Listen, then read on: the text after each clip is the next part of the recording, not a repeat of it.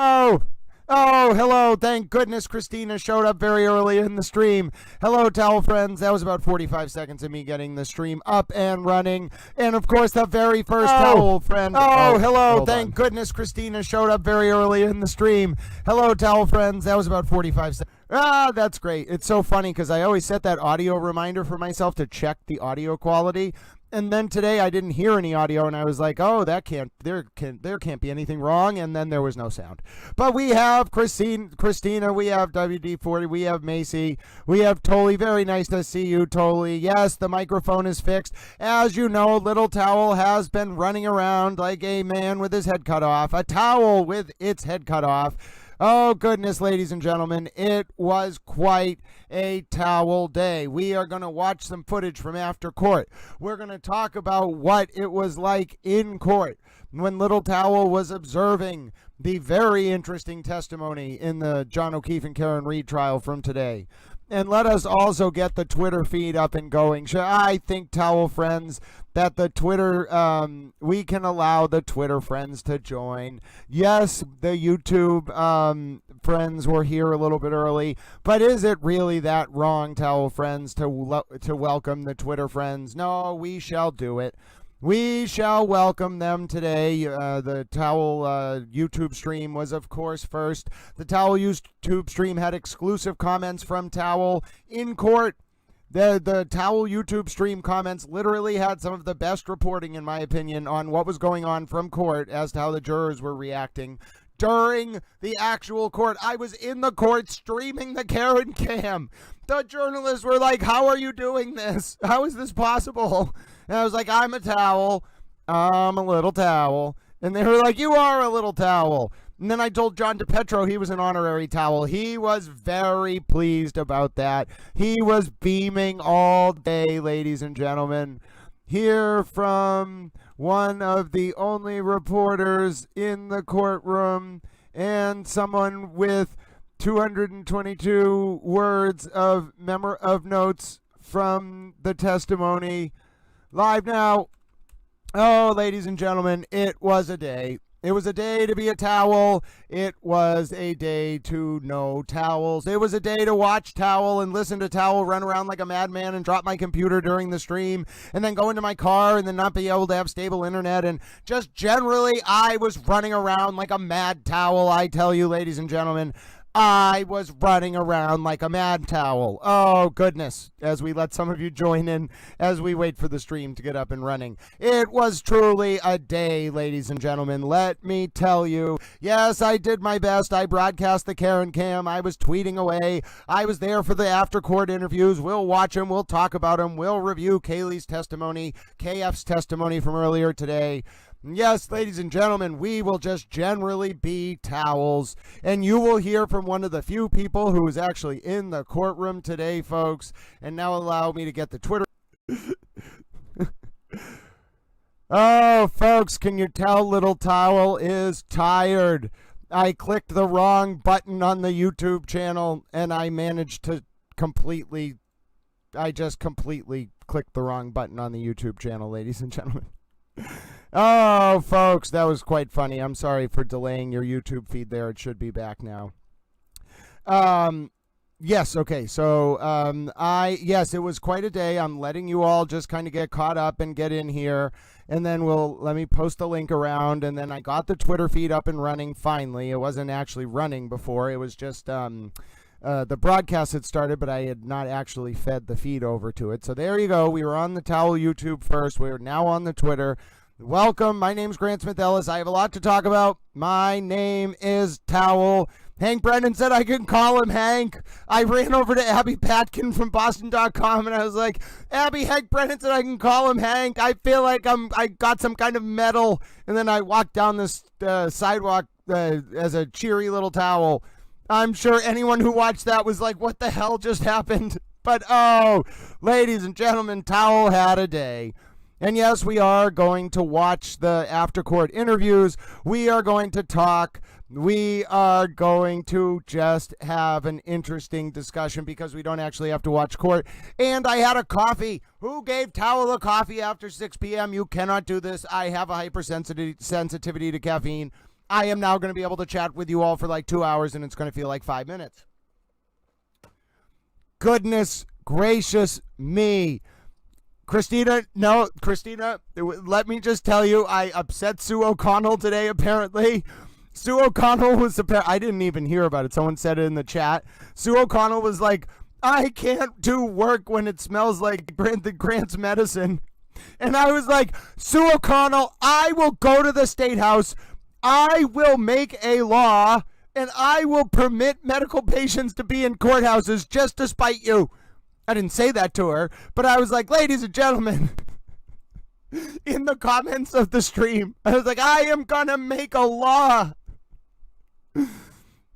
Oh, goodness. Yes, yeah, I do think we should actually do the recap and talk about it. I just wanted to post it around a little bit, and because I didn't actually do an intro today, I figured I'll let people kind of join in. I can see all of your chats flying up on the screen. Our first opinion of Sue O'Connell is that she sucks, from Harpo. Alex says Sue O'Connell is mental. Well, let's just say, this is the tweet I made about Sue O'Connell. I think I was incredulous. I was like, how dare you insult cannabis medicine, Sue O'Connell? And so immediately, ladies and gentlemen, I made a tweet that was like, I have heard a rumor that Sue O'Connell from NBC 10 thinks medical patients are, I use the word for the flowers, medical patients are a distraction who should not be allowed in court. That's discrimination. I'm going to change state law specifically to permit medical patients into courthouses to spite Sue. I didn't actually talk to her after court, but I would have been like, Sue, how dare you discriminate? It's true, though. You can't. First of all, I didn't bring any of that into court. During lunch break, because I needed to eat my Cheez-Its or whatever. I think I had trail mix. I went out and walked, and then I had some medicine, and then I tried to spray myself with something that smelled like linen, but I don't think that really worked. Then I came back inside. It was like 45 minutes. I'm sure I smelled a little bit. I'm not going to lie, ladies and gentlemen, but it's medicine. What do you want me to do? It's legal. I don't know what to tell you. Sue O'Connell. Yeah, no. I was in that room, Chastity, of Sue. The jurors stopped writing during Alessi's cross. By the end, they were so frustrated with him. One of the jurors had his hands in his face in his hands. He was like this. And then he was like this at one point. I was in the room. I have a photographic memory. Sue O'Connell will not be able to manipulate people about this. Oh, goodness. Good try, Sue O'Connell. Sue O'Connell knows Karen Reed's parents. I watched her rub their arms outside of court one day. But listen, we don't just have to all talk about how we think Sue O'Connell is terrible. But I'm not opposed to doing that. I think we should actually talk about what happened in court. No, ladies and gentlemen, Towel was being an absolute towel. The only 10 people in the world even know what happened during John O'Keefe's niece testimony. And ladies and gentlemen, as you can see on the screen, we're going to go through all of my notes. Every single one of them. Every single one. I took meticulous 11 pages of handwritten notes. Then I transcribed them while simultaneously broadcasting the Karen Cam. Yes, ladies and gentlemen, I am dedicated to all you little towels. And hello, Luisa Ramirez and Anthony Barton and Kelly Patton and Dixie Doodles and Pilgrim Shadow, my dear friend. Oh, by the way, friends, we had a towel friend who underwent surgery today at 1 p.m. Pacific time, so 4 p.m. Eastern. They might be in surgery right now. They asked for towel prayers today. They want to remain anonymous, but they are going through surgery and they do want our towel prayers. So let's send some prayers, ladies and gentlemen, to the little towel friend who, the honorary towel, who is getting surgery today. Now, ladies and gentlemen, there was a lot that happened. It was horrible. I was in court. I am an attentive little towel. I swear to you, by the end of Alessi's cross, not only were none of the jurors writing, none of the 18 of them, and I have my notes, none of them were writing at all, anything down. Even the one juror who writes almost everything down wasn't writing anything down. And then they were all just exhausted, and Alessi wasn't actually making a point. And there had been so much important testimony with Kaylee, with John's niece earlier. The jurors, there was not a single juror who was tuned in. And by the time Alessi started putting up his drawings on the screen, oh my God, oh my goodness, ladies and gentlemen, right, exactly. That's what I'm saying. Like, I don't understand where Sue's mind was at. She was like, apparently the smell makes it hard for her to think. So I'm laughing. I'm like, well, did you mistake them falling asleep, Sue? Exactly. Oh no. It was David Yannetti, and it was only one. It was only one child that testified, the niece. I don't think the nephew is going to testify. And no, David Yannetti did the cross, and it was only like 15 questions, and he mostly asked about. We'll talk about it later, but he mostly asked about like nail appointments, and then he asked about basketball and a Bruins game. It was not a cross. It was more like, didn't you kind of like Karen? And she was like, the witness was like, sometimes. It was weird. Yeah, and we'll definitely read through, folks. I wrote 2,200 words. I wrote 6 pages of written notes about the niece's testimony, and we are going to recap it all. But, folks, let's go backwards. Let's go. Oh, I'll tell you, Judge Cannone, I don't know what happened at the end there with Alessi, but he really upset Judge Cannone, because when she walked out of that, when she left the bench and walked into chambers today, she was not a happy camper. We couldn't hear what was said at sidebar, but she was not a happy camper. Not at all, ladies and gentlemen. Now, so I don't know what Alessi did, but he made her upset. Yeah, okay, so John's talking about the juror in the second row who sits in the middle. And I think we're only allowed to say very, like, general characteristics. Like, I think, like, race and gender, I think, just very general. But yeah, there is a juror in the back row middle who I wouldn't describe his facial expressions as odd. I would describe them as animated. Like, sometimes he gets really bored and he goes like just kind of like it doesn't, I guess it doesn't really make sense, you know, like, unless you're there. Like, it would look very out of place unless you knew that was his facial expression for when he's bored. But yes, the juror that John is talking, yeah, that's what I'm saying, Suzanne. John is right. There is this juror who, I wouldn't call him weird, but he definitely, his mannerisms are way the most unique. And by the way, I was very surprised at how young the jury is. There are only 2 people on that jury who are over 60 years old. And I'd say the average age is like 34, with like a few people like maybe in the mid 40s and no one below 25.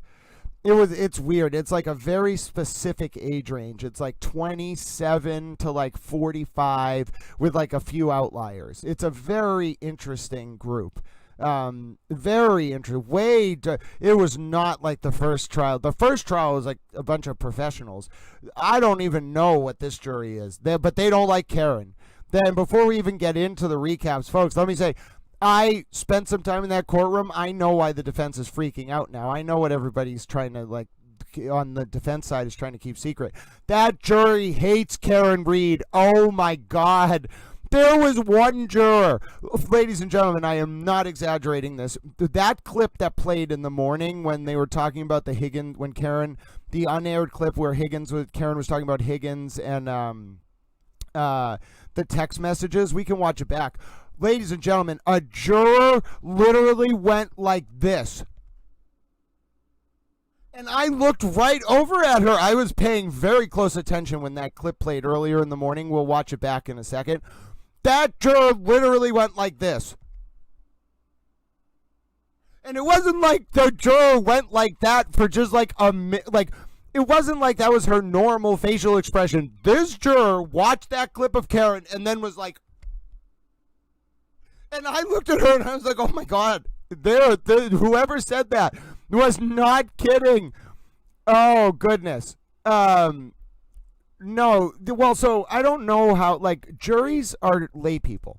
And this jury may end up like splitting and doing a compromise verdict or something.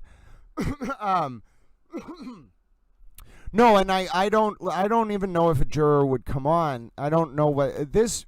Listen, my sense is that this jury does not like Karen.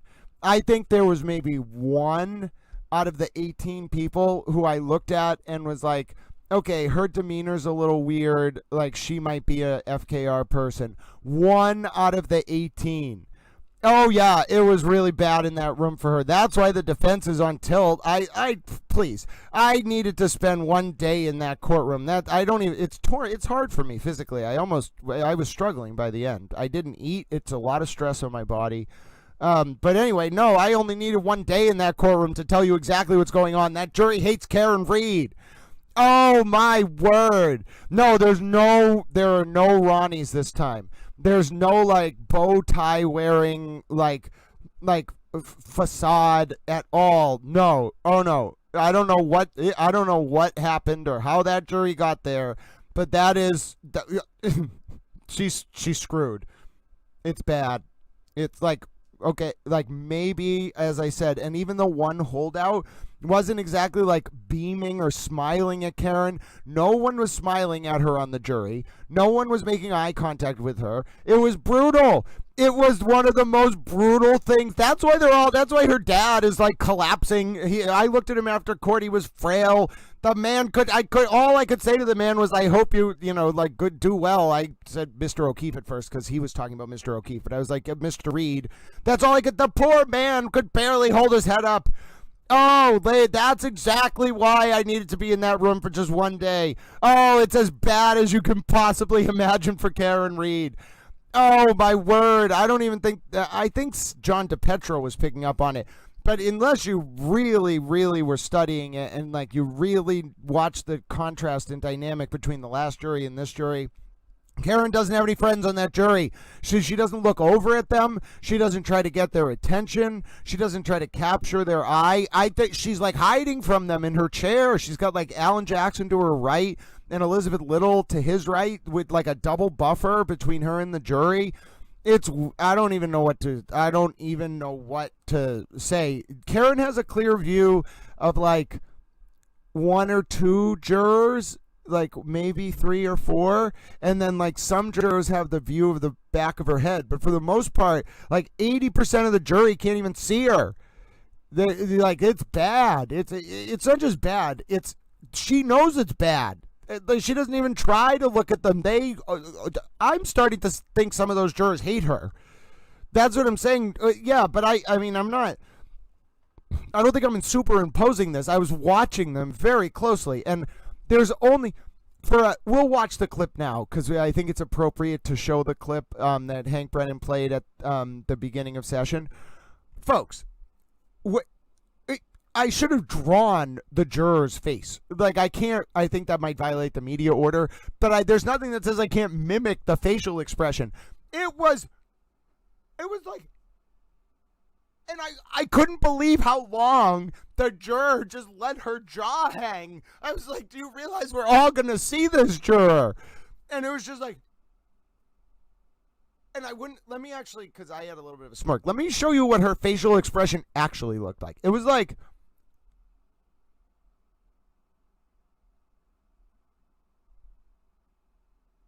that is what the woman's face looked like when that clip played. And that was not even one of the most like intense clips. Yo, listen, elevate the process. It is hard on Little Towel. And yes, like you only need to read the vibe once. She lost this like a week ago. The plot is gone for Karen Reed's defense. They're freaking out because that jury hates her. It's not like I don't even think they have the full weight of all the evidence yet. They already hate her. They hate her as a person. I'm telling you, I was in that courtroom. They wouldn't even make eye contact with her. They loathe her. Some of them could not contain their... If at least try to hide it. Like, just standing there, just slack-jawed, like, oh my God. You would only do that if you hate the person. Oh my God, it was just, I couldn't believe it. I walked out of there like, okay, the least of my concern is whether Hank Brennan's going to win that jury over. what I was more concerned with is, can I relay the intensity of what that was like and how Karen looks horrified. Oh my goodness, she's putting on a brave front, but that woman looks absolutely horrified. She has no bravado. She has no. If I will see beach dance, I think it would be healthy for Towel to do a day at home tomorrow. It's like, I don't know if you all understand. Like, you have to. So I have to leave here like very early in the morning. I have to get there. I have to stand in line. I have to like set up all this equipment. Then I have to do the live stream while I'm sitting in court, where I have to be for 8.5 hours, where I have to sit in a steel back chair while broadcasting the Karen Cam and the live feed and wearing headphones and listening to testimony and paying attention to the jurors. Folks, I only have so many sets of eyes. Oh, goodness. But yes, we need to... Hey, Bill, it's great to see you, dear friend. It is very exhausting at jobs. We need to watch this clip that Hank Brennan played. Another one of the unaired clips.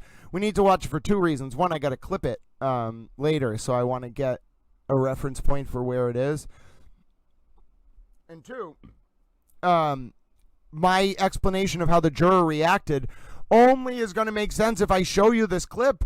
I can't put into words how it's bad. It's bad for Karen. Like, it's not like apathy from the jury. I got the sense like they don't like her as a person. At least like 14. At least like 14 of them. Like, it was, folks, it was a lot, man. I don't like, I just want to watch the clip. I just want to see because I saw the juror react and I was listening to what Karen said. It was about the Higgins text and whether John knew about them. But what I really want is I want to see. Let's use the Court TV feed. Oh, God bless you, Lisa Cox. You're so kind, my dear friend. I can't wait to like with that comment with a heart. I can't reply to it right now. You know what? Yes, I can. Well, who says I can't reply to it on the literal live chat? God bless you. Oh, no. What are you doing, Towel Stream? I wanted to click this box. God bless you, Lisa Cox. You are a true super towel. There you go. That's what you get on Towel Stream. You get a parade of thanks. Oh, Luisa Ramirez, God bless you, dear towel friend. It's a parade of towel support. And ladies and gentlemen, I shall make it rain towels in the chat. Okay, we need to watch this from today, though. Let's get the Court TV cam up. Let's get the Court TV feed up from today. I'm sure they have coverage from today because, yep, there it is. I got it. Ladies and gentlemen, I'm a little towel. I'm an effective. Oh, second beach girl. I love that emoji sticker. Oh, my goodness. It's one of the greatest emoji stickers I've ever seen. I want to take a screenshot of it. Oh, it's wonderful. Oh, second beach girl and Luisa Ramirez. God bless both of you little towels. Oh, you all are so wonderful. I love that sticker. Oh, goodness. I enjoy things like that. All right, I got the Karen Reed stream. Stay with me, little towels. What we have to do now, which is somewhat actually important, is we are going to watch the clips that Hank Brennan played. I forget if it was to, like, start the session or if it was... Yeah, okay, I got him. I got him, little towels. I got him. I'm a little towel. I'm a little towel. I'm an effective little towel. God bless all of you for supporting the channel as well. Absolutely right, Elevate the Process. I got to meet Elevate the Process, by the way, ladies and gentlemen. It was epic. Yes, I repeat, ladies and gentlemen, I met Elevate the Process. They were like, I'm Elevate the Process. And I was like, I'm a towel. And they were like, I know, Grant.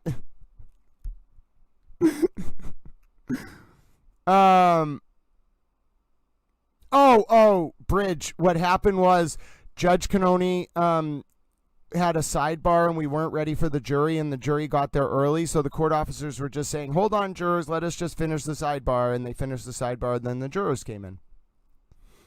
That was it. Nothing major. All right, hold on. Stay with me. What is this one called? Live MA versus Karen Reed. Got it. I'm a little towel. I'm a little towel. I am a little towel. All right, here we go. Going to add this to our compendium of clips played during the trial. Now, you know what we may have to do here, little towels? I know this is going to be a little frustrating, but what I may want to do is actually capture this clip. And in order to do that, little towels, no, I think we can do it later. We can just watch it here for now. I don't need to actually clip it. I'm not feeling lazy, but I just feel like doing a full screen clip right now isn't really that important. What is important is you towel friends chatting. So no, Karen did not run from the courtroom. Karen was in a mood. She was moody. She looked kind of sedated. Bill Reed, I don't know. He looked frail and scared and sad. Like, what do you do? He's an old man who's sad about his daughter who's an idiot. Like, I wouldn't call his daughter the R word. I'd say his daughter's just an idiot. Too smart for her own good, and also should stop drinking. He definitely loves that kid, though. And obviously John's parents love John very much. So, like, I don't know. He's an old man. When you sit there 10 feet from him, you're like, he is an old man, and this is killing him, and this is very sad. So I don't know. There's nothing. It's not like a victory lap. It's horrifying. It's sad. It's sad. I don't know what to tell you. You might think that if you were there, you'd say, yeah,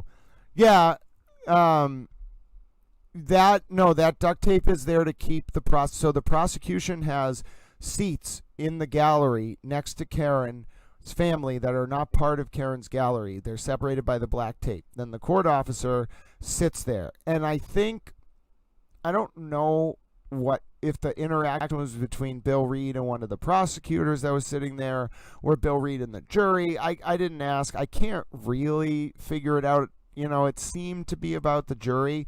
Now, what's weird is Bill Reed is probably the closest of the Reed family to the jurors, and his path is only really blocked when I was at the angle with him. So when the court officer stands up during the break, there's only one juror Bill Reed can't see. And this juror does not look like she likes Karen very much. Oh, goodness. Yeah, there's something going on there. I don't know what's going on with Bill Reed. But that's not what we're doing, folks. We're watching this video from the start of court today. Appreciate your patience. And the reason why we're watching this is Little Towel. And understanding about yesterday. Little Towel wants to see the unaired footage. Give me 1 second. Sometimes during trials, things come up that are completely unavoidable, and I tried to cancel you as soon as we could so you wouldn't even have to come to court. So I appreciate that. I do have to ask you those questions.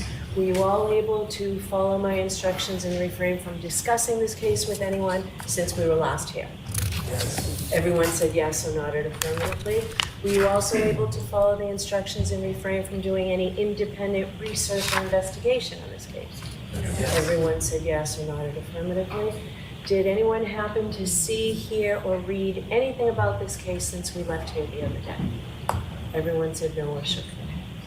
All right, can we have our next witness, please? All right, may I? Yes. The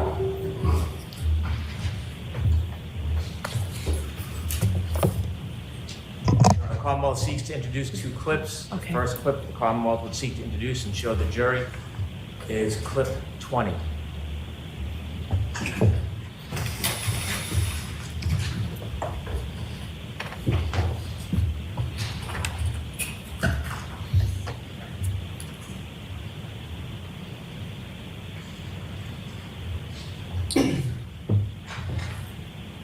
There's innuendo here that you guys have really been going at it. And this was sort of had like a last date element to it. Was that going on? That was not going on. John made it clear to me, I'm never breaking up with you. Not never that we're in this good or bad, but you're the best person I've ever.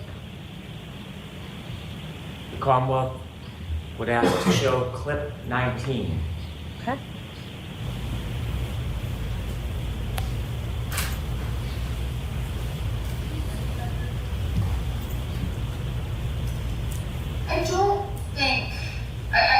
don't see how John would have known about my text with Brian.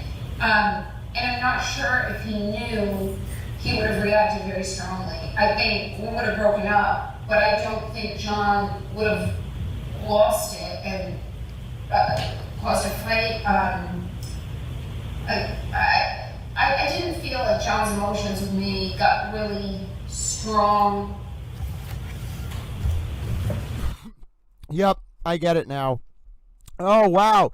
That's why the juror was staring with her mouth open, because Karen in one moment was like, oh yeah, John would never break up with me. He loved me forever. And then the next moment she's like, oh yeah, if he knew about this, we would have broke up. Oh, that's why the juror was like, I couldn't really, I mean, I got it in the moment, but I was focused so much on Higgins and what I didn't get the back-to-back implications. Oh my God, Hank Brennan. It worked. Hank Brennan's got this jury in the palm of his hands, ladies and gentlemen. He knows it. And he didn't say anything to me, obviously, other than what you saw in the clips. But just his body language, like he knows he's got this. I saw him literally relaxing on a windowsill as the during a recess as the defense ran around like chickens with their heads cut off. Hank Brennan's got this, but he's working really hard. Like when he left court today, that man looked like his soul had been like dragged out of his body. Like he had left it all on the field. And like it mattered to him.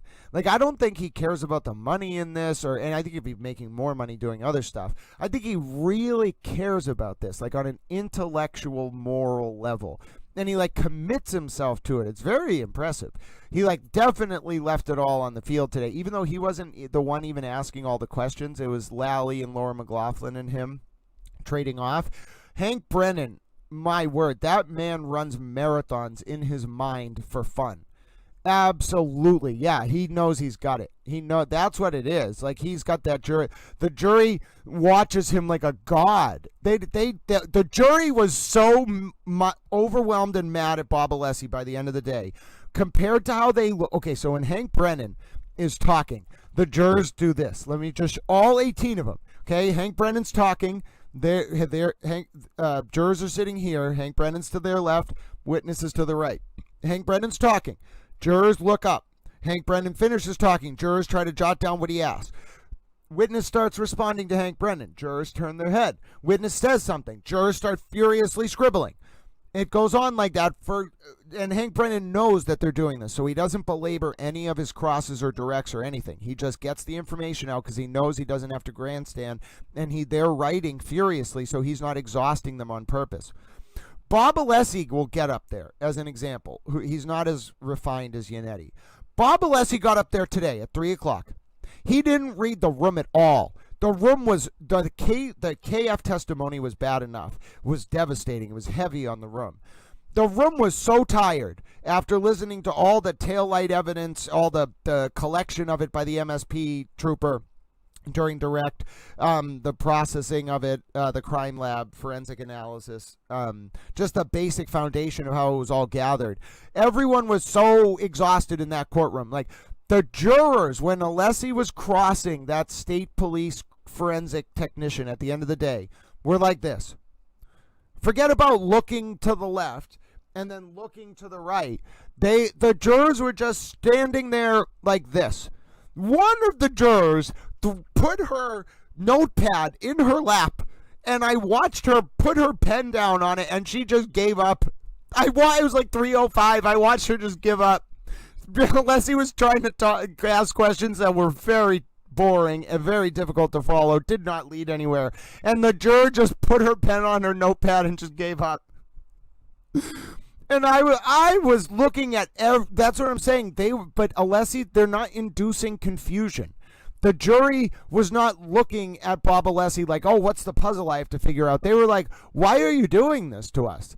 Like, why are you doing this? And he totally misread the room, because what they wanted from him, and I'm not giving the defense any help because he already messed this up.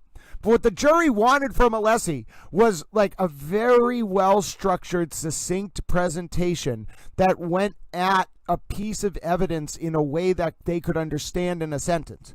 That is not what Bob Alessi was doing. He was getting up there and throwing everything at the wall, and it wasn't inducing reasonable doubt. They tuned it out. They weren't confused. They were like, why are you tormenting us, strange man?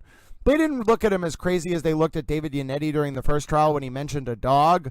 And by the way, that's what all the jurors who did get interviewed after the trial said. They were like, none of us bought the dog thing. I told you that from the opening statement of the first trial. When Yannetti said the word dog, all of the jurors in the first trial looked at David Yannetti with the eyes that said, what are you talking about, you crazy man?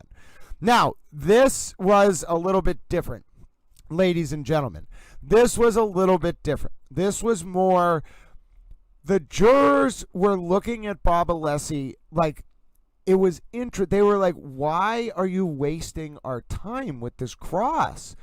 When they stop writing, that is the cue for you as a lawyer to either reset what you're talking about or stop.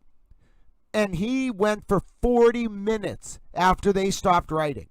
And it wasn't like 16 of them were writing and then it dwindled to 12 and dwindled to 4. No, if you read my notes and my scroll back during the live stream, the most people that were taking notes during Bob Alessi's cross at the end of the day were like 3 to 4 jurors. At most, maybe 5 if we're being extra generous, because there's this one girl that kind of sits in the corner in the front row to the far right if you're looking at the jury head on. And I think she kind of just doodles on her notepad. I don't think she actually takes notes. But the point is, including her in there, I don't think he had more than 5 in the beginning, Alessi. By the end of that cross, there was not a single, even the old guy who like tries to write down things just to write them down. You can tell he's just trying to keep track of things. He was not writing at 3:30. Oh, ladies and gentlemen, that's what I'm saying. And it doesn't matter what I think. I somewhat understand this process. I understand what's going on. I would, if I were on that jury, okay, it would be a problem for Karen Reed, because I'd be like, she's very obviously guilty, and here's why. But those jurors, oh my goodness, the older juror who stopped taking notes at 3:30, when that gentleman put his pen down, that's when I knew the ship had sailed. Not just, well, on Alessi's cross, but it kind of hit me at that moment when like that guy put his pen down, and then the guy in the middle of the front row, the younger guy, was just standing there, like sitting there like this. He had given up long before that during Alessi's cross, just like this. And then the woman earlier who was all engaged and like with her face like after the clip just shocked, she was rolling her eyes and looking out the window. Oh goodness, but Bob Alessi didn't notice it. And that's what I'm getting at. Like, as a lawyer, I understand how this, I'm not a lawyer, but as a lawyer, I could understand how this could happen to a lawyer. Because you get so in it, like you don't actually see what's going on around you. The only thing that exists in that moment is you and the person in front of you and maybe the judge. It's like you, the witness, and you know the judge is there because you're waiting for you're being polite to the judge at all times, and you know the jury's there. But it's very easy to get just in that zone where it's you and the witness. There's no one, if you're doing it right, there's no one else there at all. You're not even thinking about anyone else. That doesn't matter. But that can be very dangerous because you have to read the room. And Bob Alessi's a really good technical litigator, but he can't read a room. He can't adapt on his feet. He sticks to a script, and you can't do that. That is not effective litigation. It's just not effective litigation or trial strategy, and it didn't work. It was like, let me explain it this way. Bob Alessi would be really good in a deposition, okay? Like a civil deposition. But you can't do that in front of a jury, okay? It's not a deposition. It is a criminal trial, and Bob Alessi does not know how to read a room like Alan Jackson.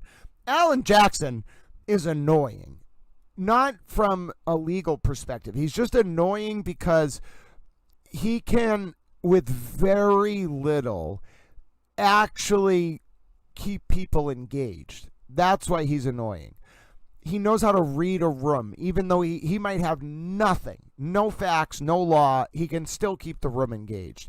Bob Alessi's the opposite. Bob Alessi can have some good facts, even though they're not really relevant to the case. He can have some good facts and some good law that's well researched, but he has to stick to that script. He can't adapt on the fly, and so he loses the room. And I could tell just watching the stream over the past few weeks that's what was happening. But being in the room and watching the jurors yawning, oh, goodness, folks. Yeah, absolutely. I saw everything I needed to see today. Hank Brennan is not cocky enough or condescending or vain or what's the word? Profane enough to like walk with a strut. But now I get why some days he had to control himself to like stop from giving off the vibe that he was like walking on air. Because I just saw part of the trial where like, yes, they were angry at Karen, but there have been worse moments for Karen in this trial than today. Today was bad, and we're going to read the niece's testimony in a bit. But no, folks, no. Hank Brennan had this a week ago. I'd say maybe like 10 days ago. I think day 3 to day 5 of this trial, he started to realize it wasn't that he had the evidence. He always had the evidence, in my opinion, and the law to get Karen Reed. He's got the jury. They love that man. Oh, my goodness. That's what I'm really realizing. They love Hank Brennan. It's not just love. It's like revere. Like he's in charge of that courtroom. That's the biggest difference. Hank Brennan is in charge. Like, don't get it twisted. Don't let anyone tell you otherwise. Yes, Judge Cannoni is in charge, but like the person whose persona is embodied in the ethos or the unspoken atmosphere of that room is Hank Brennan. Cool, calm, collected, like reverence for where we are, and like this woman is guilty. It hangs in the room. It permeates every ounce of oxygen in the air. There's nowhere to go in that room where you're not enveloped with the heavy just weight of the atmosphere Hank Brennan has created. That's the sublime beauty of it. It's not just what's being presented. It's the atmosphere in the courtroom. Hank Brennan has painted his mosaic not just with facts and law, but he has literally created an atmosphere of guilt in the courtroom. Ladies and gentlemen, it's stunning. It's stunning. I wish you could. It's a Perry Mason moment wouldn't be worthy of Hank Brennan's brilliance. You have to just, if I could just capture in a jar the atmosphere, the non-temporal weight of the blanket of air that envelops you when you walk in that courtroom. There's no anxiety. It's like a warm, fluffy towel around the O'Keefe family. Yes, it's a very sad situation. Do not get me wrong. Some of those moments are very, very sad. But you walk in there, it's not like the O'Keefe family's nervous. They're like comforted in a warm, fluffy blanket. My goodness, ladies and gentlemen. And then on the other side, it's just this like, it's like looking over like onto a, like from the grass is greener side of a painting to the dark side. It's just like, it's so barren, and it feels like the defense is being swallowed in that room. They can't escape it. It's like they want to breathe anything but the air in that room. Yes, it's brilliant. It's more brilliant than I thought it was. Listen, I was already saying Hank Brennan is a brilliant legal tactician, but I was actually there. It's more than just the facts and the law. He built an atmosphere of guilt. I can't put it into words how brilliant it is. I didn't even realize it until I sat down in my chair and started talking to you all about it. Oh, ladies and gentlemen, I'm telling you, I don't even know if the people in that room can appreciate the level of this man's brilliance or what is even happening. I don't know if I don't know if even the other media, like I think John DePetro gets it. But even John DePetro, I think, was a little in awe of Little Towel. He was like, "How are you doing all this?" I was like, I'm a little towel. But, no, I don't think any of the other reporters get it because, all right, first of all, I don't talk to Sue O'Connell, and I don't plan on it, and I think she's in the bag for Karen Reed anyway. But even like Matt Johnson with Court TV, and even, that very, my brilliant friend, Boston.com, Abby Patkin, I think she is like up there with Towel. I think she sees it, but she's not willing to express it as much just based on my read of her work. She never said this to me, but the way I read her work, like there's more she wants to say than what she's writing on Boston.com. But even Abby Patkin, I don't know if she fully realized. I didn't ask her. I don't know if she fully realizes the weight of what's going on. And then going down the line, like the Dateline woman, first of all, I don't know if like she doesn't realize she's a guest here, but like this is Massachusetts, okay?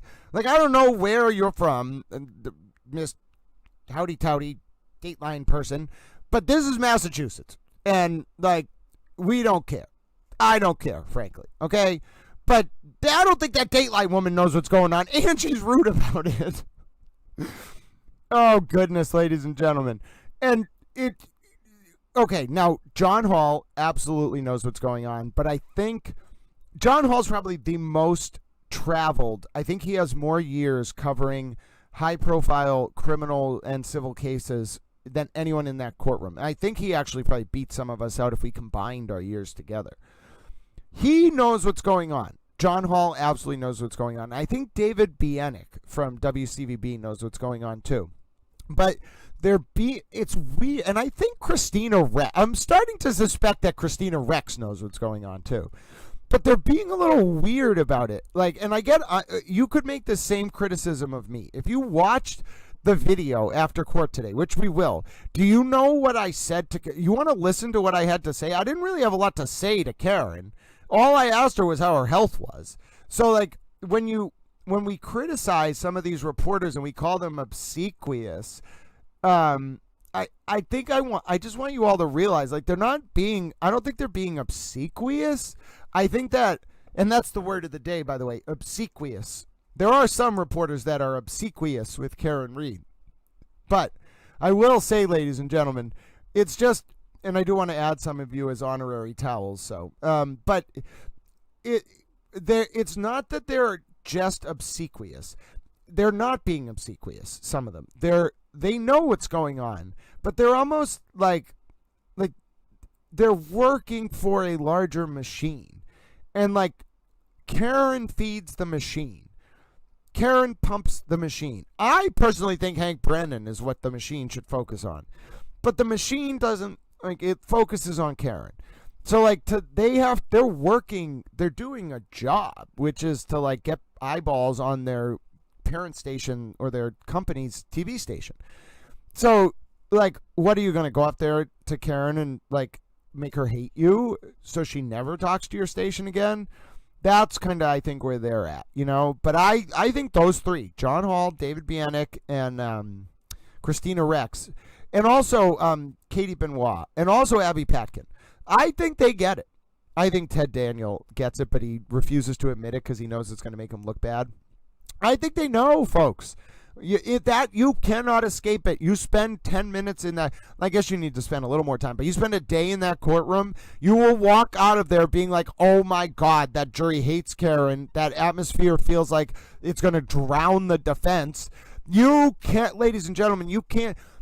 The defense couldn't buy air in that room right now. Like, even when they're sitting in their chair, like, I would paint them kind of like scratching on the walls of like a gas chamber. It's scary. The imagery is, I don't mean to do this to you all, but like they're so uncomfortable in their chairs, in their skin.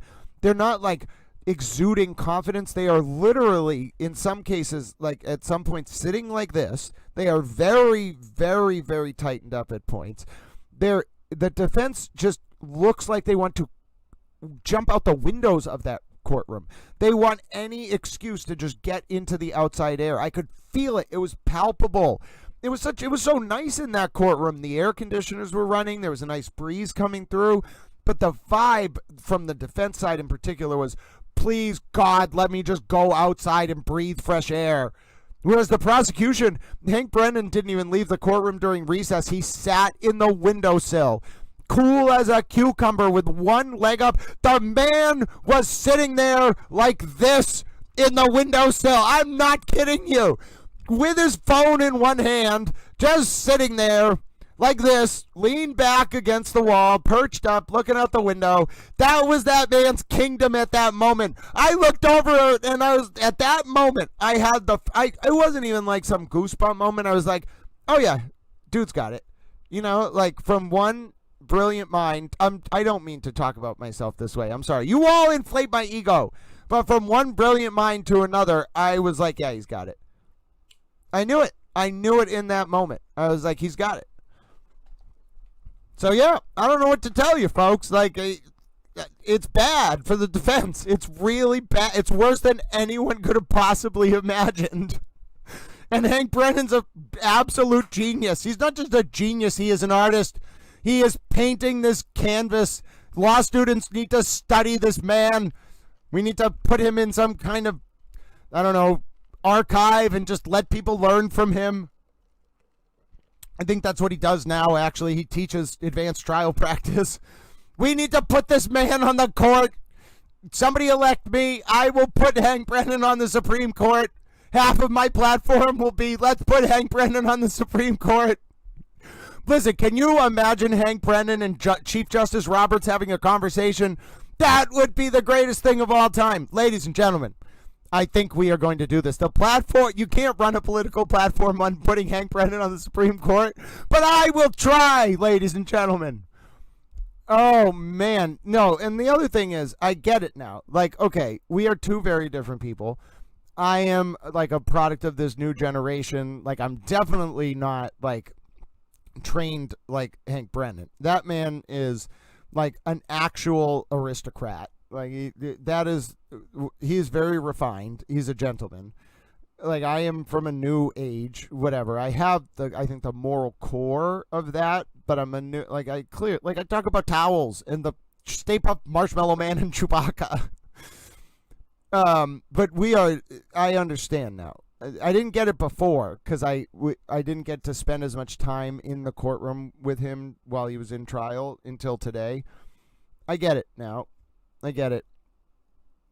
I wish I could have a conversation with him. I want to interview him after the trial now, but I totally get it. He thinks very similar to me, I think. It's like he's a little. Here's my interpretation of Hank Brennan, my read of him without him having said anything to me. He's very confused as to why people think he's so special. He's just like, okay, you show up, you get stuff done, and like that's what everybody does, right? Like his brain is like, okay, why did it take me to come in and do this? Like, you know, show up, get it done, move on. Like, don't you all get it? Like, come on, child's play. That's the vibe he's giving off. It's like, it's very interesting, but he also is not very cocky about it. So he's like, why is this a big deal? Like, you all should be this brilliant. Like, if we were all just this smart, I wouldn't have to deal with any of this nonsense. He's a very humble man. Yeah, he's very authentic. Yeah, I mean, it's very interesting. It's very interesting to watch Hank Brennan paint this mosaic in the actual courtroom because I didn't get it. It's kind of like we were talking the other day about a tesseract leaving a 3D imprint, a 4D object leaving a 3D imprint on the 3D world. When you're watching that TV, yes, you get the weight of what Hank Brennan's presenting, how he's presenting it, the law, the facts, it all ties together, the theme of the case, it's all there. But the non-temporal aspect, the tesseract portion, the imprint we weren't seeing in our 3D plane, what was beyond the 3D imprint, is the atmosphere. I want to make a whole play about it. I want to live in it. I want to swim in that atmosphere. I want it to envelop me. I want to make my bed from that atmosphere. I want to capture it in a jar and bring it to people and be like, look at this. Oh, ladies and gentlemen, I know though. I think for Hank Brennan, he's the vibe I get is that he's very perplexed by the attention. He's like, oh, like I would be doing this anyway. Like, why are you paying attention? You know, like this is weird that you all care so much about this. And in some sense, I think he, at least the supporters of the O'Keefe family, his mind is probably like, okay, well, they really, really care about the fact that John died, but still, people are compulsive about this. Like, that's the vibe I get. He's like, it's like, this is weird. Like, it's a trial. Like, let us do our thing. Why do you all care so much? That's the vibe I get. Okay, like he's confident, but he's perplexed. And like, why do people care? But then he's also like, well, I guess the tide's turning. And then he also's got the jury in the palm of his hands. So it's like, I don't think he cares really what people are saying, because I don't think I think Hank Brennan thinks it's kind of gaudy that there's popular interest in trials to begin with. So he's like, I don't care at all. I don't care about the presentation. I have 3 things to accomplish: present the facts, present the law, and convince this jury to convict Karen Reed. And I didn't realize what he was doing was he had built, forget the TV cameras.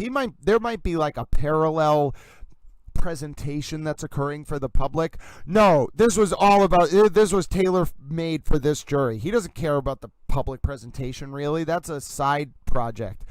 He's got that jury in the palm of his hands. Oh, he is just that good. I'm not even kidding you, folks. He's that good. But okay, all right. We've talked about the atmosphere. I'll continue answering your questions. I'll try to take a look at all of your messages that's coming in. Then we have to read the 6 pages of notes. But before we do that, okay? Before we do that, let's watch the videos first, okay? Let's watch the videos. Who do you want to watch first? Let's watch Karen first. She's such a Karen. Well, let's watch Hank Brennan's arrival. Oh, I don't even remember this happening. Ladies and gentlemen, things are getting a little tough for Towel if I'm starting to not remember things happening.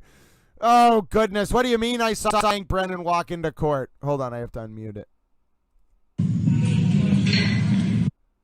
Stop being annoying. 1 second, little towels. All right, let's try this one more time. Thank you.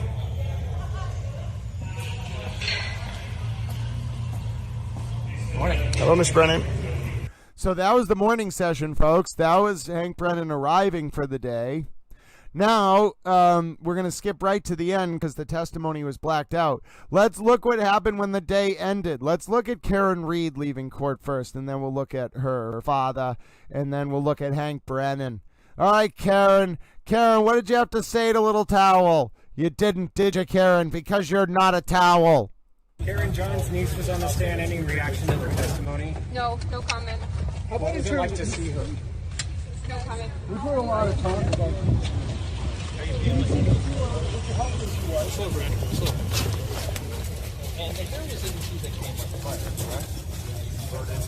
Are you feeling better, Karen?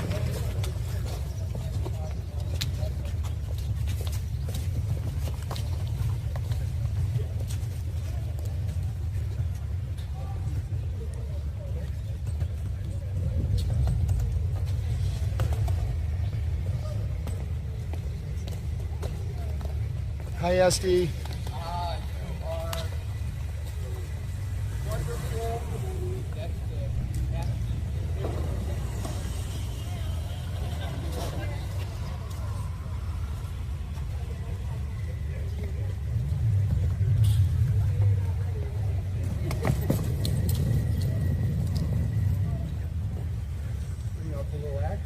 Hi, Miss Reed. Hi there.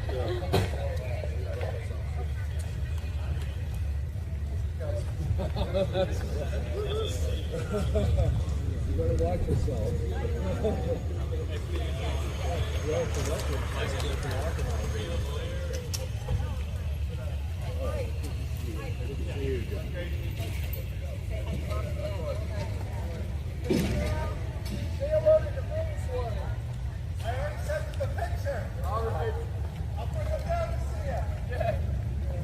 So, that was Karen after court. Now let's take a look at her father. I turned this audio way up. It's going to spike for some of you. There's nothing I could do. When Bill Reed is giving interviews, he does not talk very loud. And even if you're right up next to him, it doesn't matter. You have to push the gain up on the mic. All those camera people have to adjust their mics too. But I don't use that kind of mic. I use a pop mic. So I had to really push the sound. It's going to be loud. I'm sorry ahead of time. She said, fired up. That strong person. And so she just got she needed more sleep than she got yesterday. And so she's doing fine. It's not related to her long-term health issues. Well, I mean, she does have MS, as you all know, and so anything that wears upon that ability to maintain your health and maintain your strength is certainly something that is very strong. So, no, it wasn't. It was just she was going down. everything that they work through the weekends. I mean, these are people who have tremendous amount of pride and are working to free Karen Reed from all of this persecution. And as you can see, they're doing one hell of an effective job. Bill, what do you make of the hair on the bumper that made it out to Dighton and back in a snowstorm? Well, listen, I'm a reasonable man, and I drove the vehicle there, and I did, by the way, clean off that bumper with my hand. I'm sorry, I didn't mean to clean that off from your hand, but, so, it's pretty remarkable, right? Glass traveling, as well as the hair, I mean, it's pretty remarkable.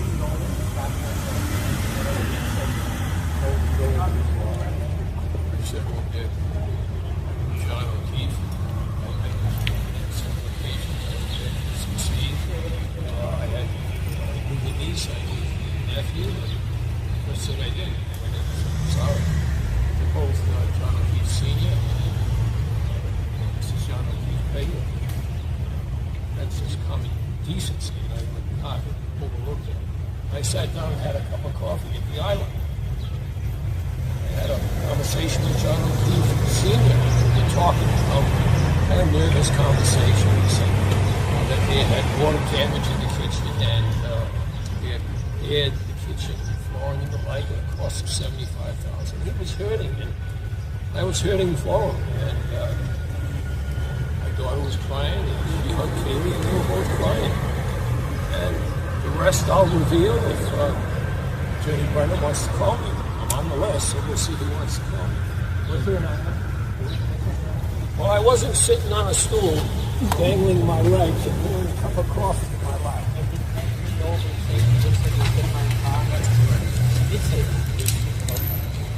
Thank you. Thank you. Be well, Mr. O'Keefe, Mr. Reed. Well, there you heard it, towel friends. Ooh, there you heard it. Hold on. There I am. You heard it from Mr. Bill Reed. He said that John's mom did say that statement. You remember during Peggy O'Keefe's testimony, ladies and gentlemen, Peggy O'Keefe said she did not make those remarks. And you might be saying, Grant, what remarks are you talking about? Well, ladies and gentlemen, before we see Hank Brennan's exit, would you like to see the video of Karen mocking John's mom, where Karen attributes John's mom saying John looked like he got hit by a car? Do you want to see that video? I think we should watch it, ladies and gentlemen. I think we should watch it.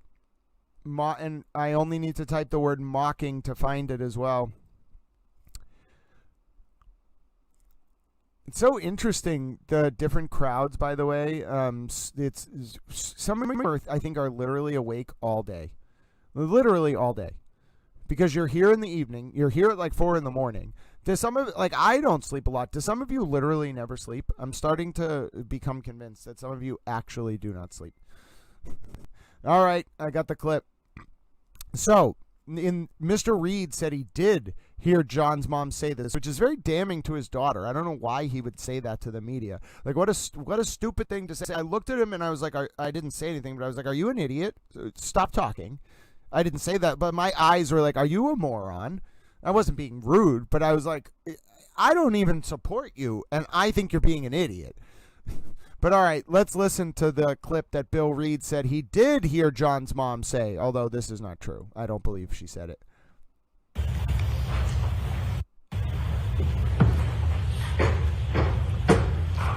And his mother leans over the kitchen island and says to me, I think it looks like you got hit by a car. It looks like you got hit by a car.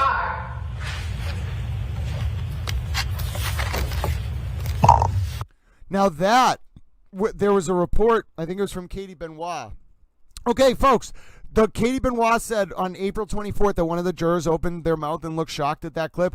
I need to ask Katie, but I'm pretty sure it was the same exact juror that today, after the clip played of Karen, just went.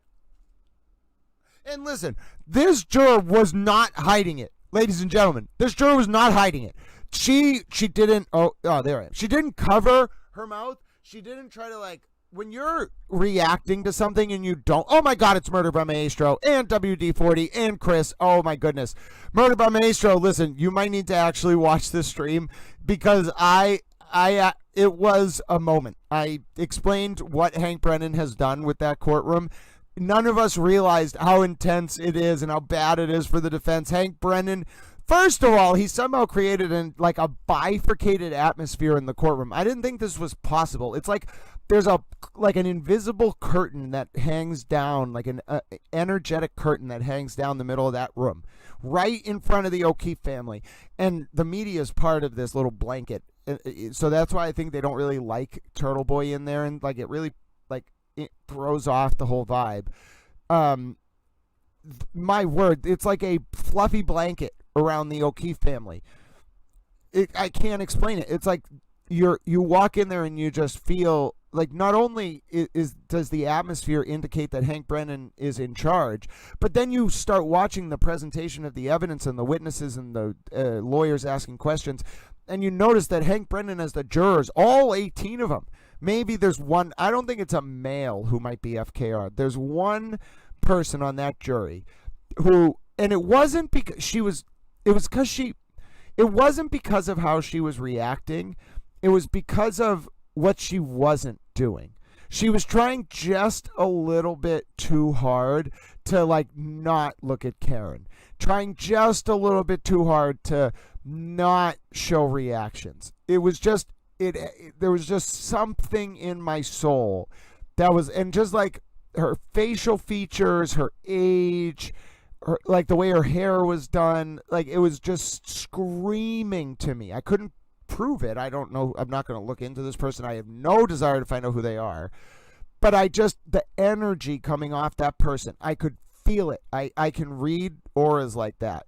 And my alarm was at 5 on that one person. But it wasn't, it was too smart. Like they were being too slick with it. So I think Brennan probably knows. But my point is, if there's anyone in that juror who might be a holdout FKR, I think it could be the woman that I think it is.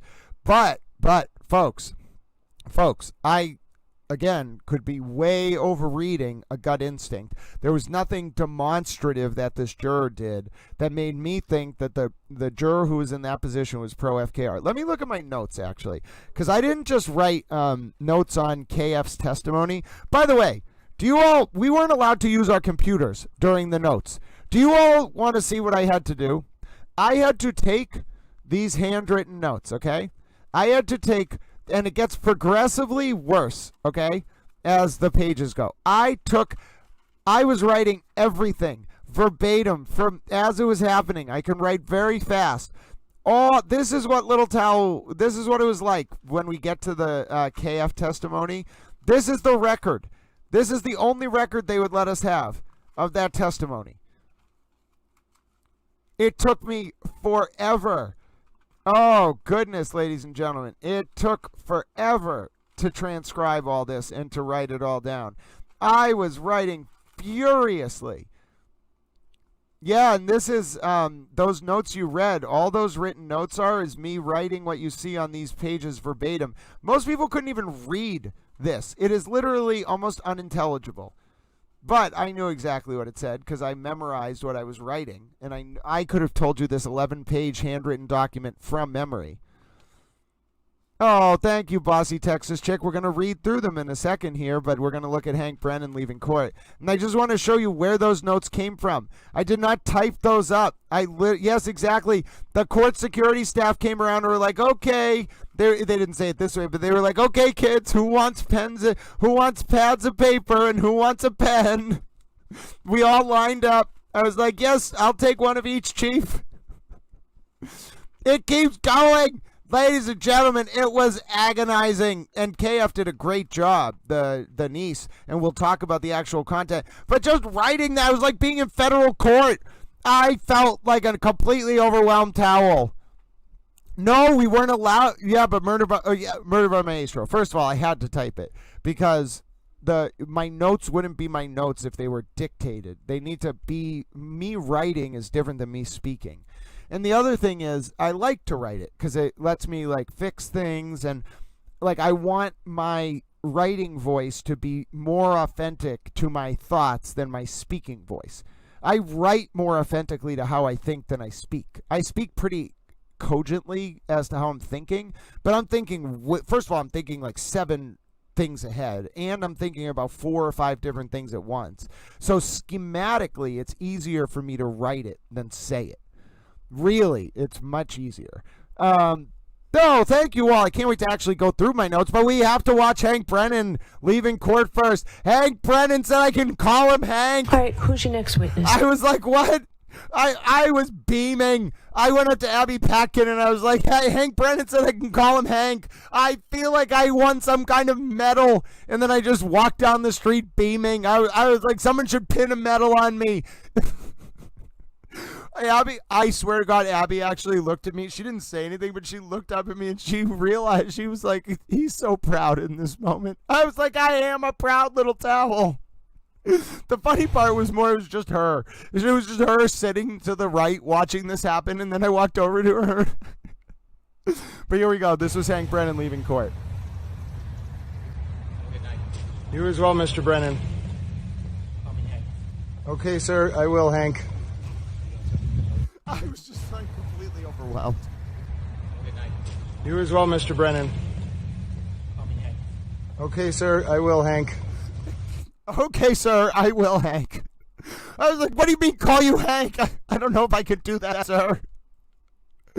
Oh, goodness. Ladies and gentlemen, I was so overwhelmed. I didn't know what to do. Oh, I do what I can, bossy Texas chick. I try not to get a big towel head. I do my best, ladies and gentlemen. That was quite a moment.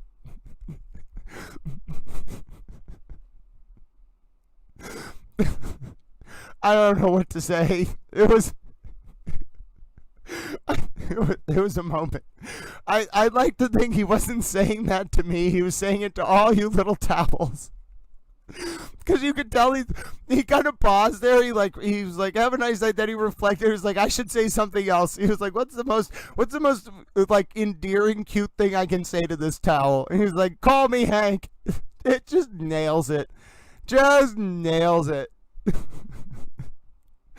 I wouldn't say yeah, exactly. I didn't faint. I think I don't know. Maybe I'm one of the only people that can say this, but I didn't faint. I turned around. I ran up to Abby Patkin excitedly, who was very happy for me, to be fair. And I was like, Abby, Hank Brennan said I can call him Hank. I feel like I deserve a medal. And the best part was, I feel like if anyone else did that, this woman, Abby Patkin, who's a very professional journalist, excellent writer, would look up at them and go, what is wrong with you? But with me, she just looked up and she smiled, and she was like, she didn't say it, but the smile was like, he is very proud of himself right now.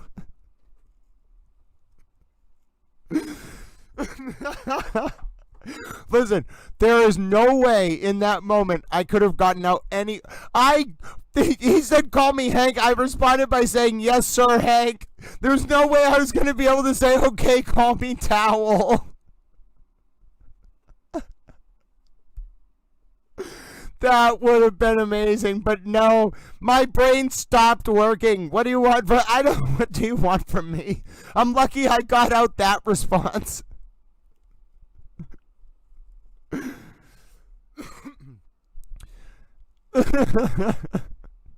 I knew you all were going to enjoy that.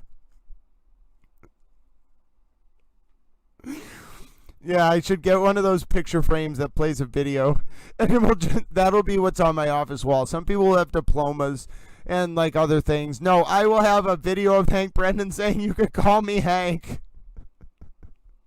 People will be like, wow, Grant, that's basically the Presidential Medal of Freedom.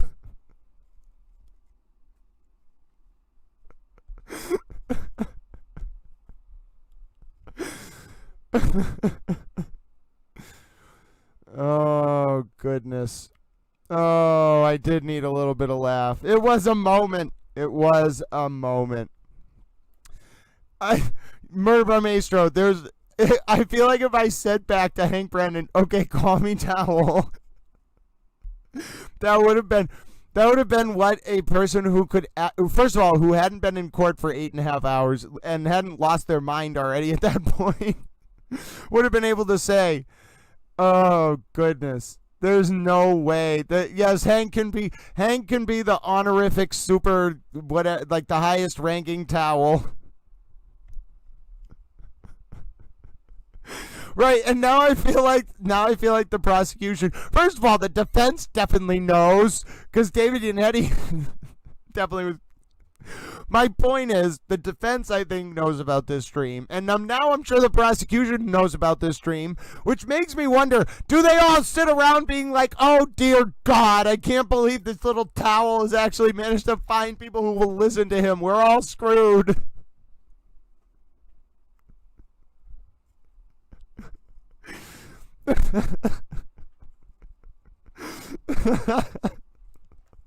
That single moment where he said, "Call me Hank." People, there are Hank Brennan fans who I think saw more of Hank Brennan's personality in that 30 seconds than we've seen before.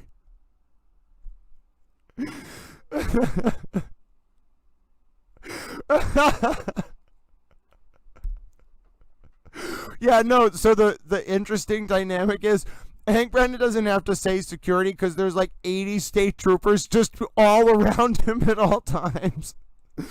Even as he was walking by me there, it's not like I can't like walk with him because immediately like you just get surrounded by state troopers. Yeah, I'm going to guess that the defense team is not like, no, they're having a terrible night. And that's what I mean. Like, you don't rub it in as the prosecution. Like, that's the vibe I got from Brennan. Like, yes, I think he thinks the towel thing and all of this, just this whole thing, all the towel friends and the coverage, I think he thinks that part is endearing. But on the whole, I think the vibe is like, okay, this is a very serious thing. Like, yes, justice is something to celebrate, like holding people accountable, but like we're talking about like sending someone to prison, okay? Like, you know what I mean? Like someone has already died, John has died, and it's you don't like gloat about it. You don't like do a interview circuit. You don't like stand on the steps and like wave the flag being like, "I did it, I won." Like, no, that's profane. Absolutely. Like, it's, first of all, it's wrong, but it's also unbecoming. It's uncouth and profane. It's disgusting. And so, like, what do you expect Hank Brennan to act like? You know what I mean? Like, he's gonna stand out there and like celebrate? No. Like, he's gonna be like, enjoy the weather, and like maybe you'll get something like that. And that's exactly how it should be. Like, he's like, now if the shoe were on the other feet, gag order or not, the defense would be running around like madmen, screaming from the rooftops. But no, like, the reason why no one's talking about this is because this is the big secret. Like, Hank Brennan's got the jury in the palm of his hands, and the defense is literally freaking out. Oh my word. Yeah, I mean, you just can't, like, you don't even have to meet him. I've never met this man. Never talked to him outside of recording him walking out of court. And so, like, I have a very similar knowledge of him to some of these jurors because they've probably seen him on TV maybe decades ago or whatever. They don't know this man from Adam. But when you're in his presence, it's just so, it's like, it's not nerdy. Bob Alessi is nerdy. It's not famous. Alan Jackson is famous. It's not, what's the word? Yannetti is like prolific, but more like competent. Like, just very professional. It's not that. It's like, okay, so Yannetti's professional, Jackson's famous, Alessi's a nerd. Brennan is more like in charge. Someone said that word earlier. Like, it's very comforting. Like, in a world where there's so much chaos, that man is like an IRAC, like an outline, like a schema. Like, it's like, you know where he's going. it's very structured. It's very easy to understand, and it's like he just exudes confidence, and everyone respects him. Like all the defense lawyers suck up to him. They can humble themselves all they want. They can protect their humility all they want. Whatever, they can protect their pride and say they don't. Bullshit. Sorry for cussing. I watched Bob Alessi walk up to Hank Brennan. Bob Alessi, first of all, is shorter than Hank Brennan. Had to look up at Hank Brennan. Bob Alessi was like, I am in the presence of greatness right now. He didn't say it, but like his eyes were just like odd. He was awestruck. I'm serious. Exactly. He is something to look up to. It's very true. And even Bob Alessi, I'm telling you, I was watching them two interact during that direct, during some of the recesses and stuff. Bob Alessi respects Hank Brennan, respects the hell out of Hank Brennan. Alan Jackson likes Hank Brennan. It's so weird. Yeah, it's definitely the it factor. It's not like, and I was talking about this the other day, like someone was asking why I called Hank Brennan just like a regular man. I don't mean it in the sense that he's like not brilliant. He's very brilliant, but he's not larger than life, and he doesn't want to be. He's very, what was the word? Someone there was saying he's very, he has the it factor. It's like you could put that man, like I said, you could put him in charge of the Allied Expeditionary Force leading the invasion of Northern Europe, maybe to create a homeland for the Towels in Normantown, and I think he'd be fine. Even if he didn't have military training, I think he could just learn that like kind of structure and then deploy an effective operational plan and then save the free world. And he'd be like, yeah, like, of course, like here's my 17-point plan for invading Northern Europe. And, you got to look at page 76 under section 13, subparagraph 4, subsection E. That really is that's going to be the big turning point when we use the ghost army and then we trick the Germans, and then we actually come in through on D-Day through Normandy. They won't see it coming. I'm telling you, that's the man Hank Brennan is, folks. And don't get it twisted. He has that it factor. But yes, I could sit here. And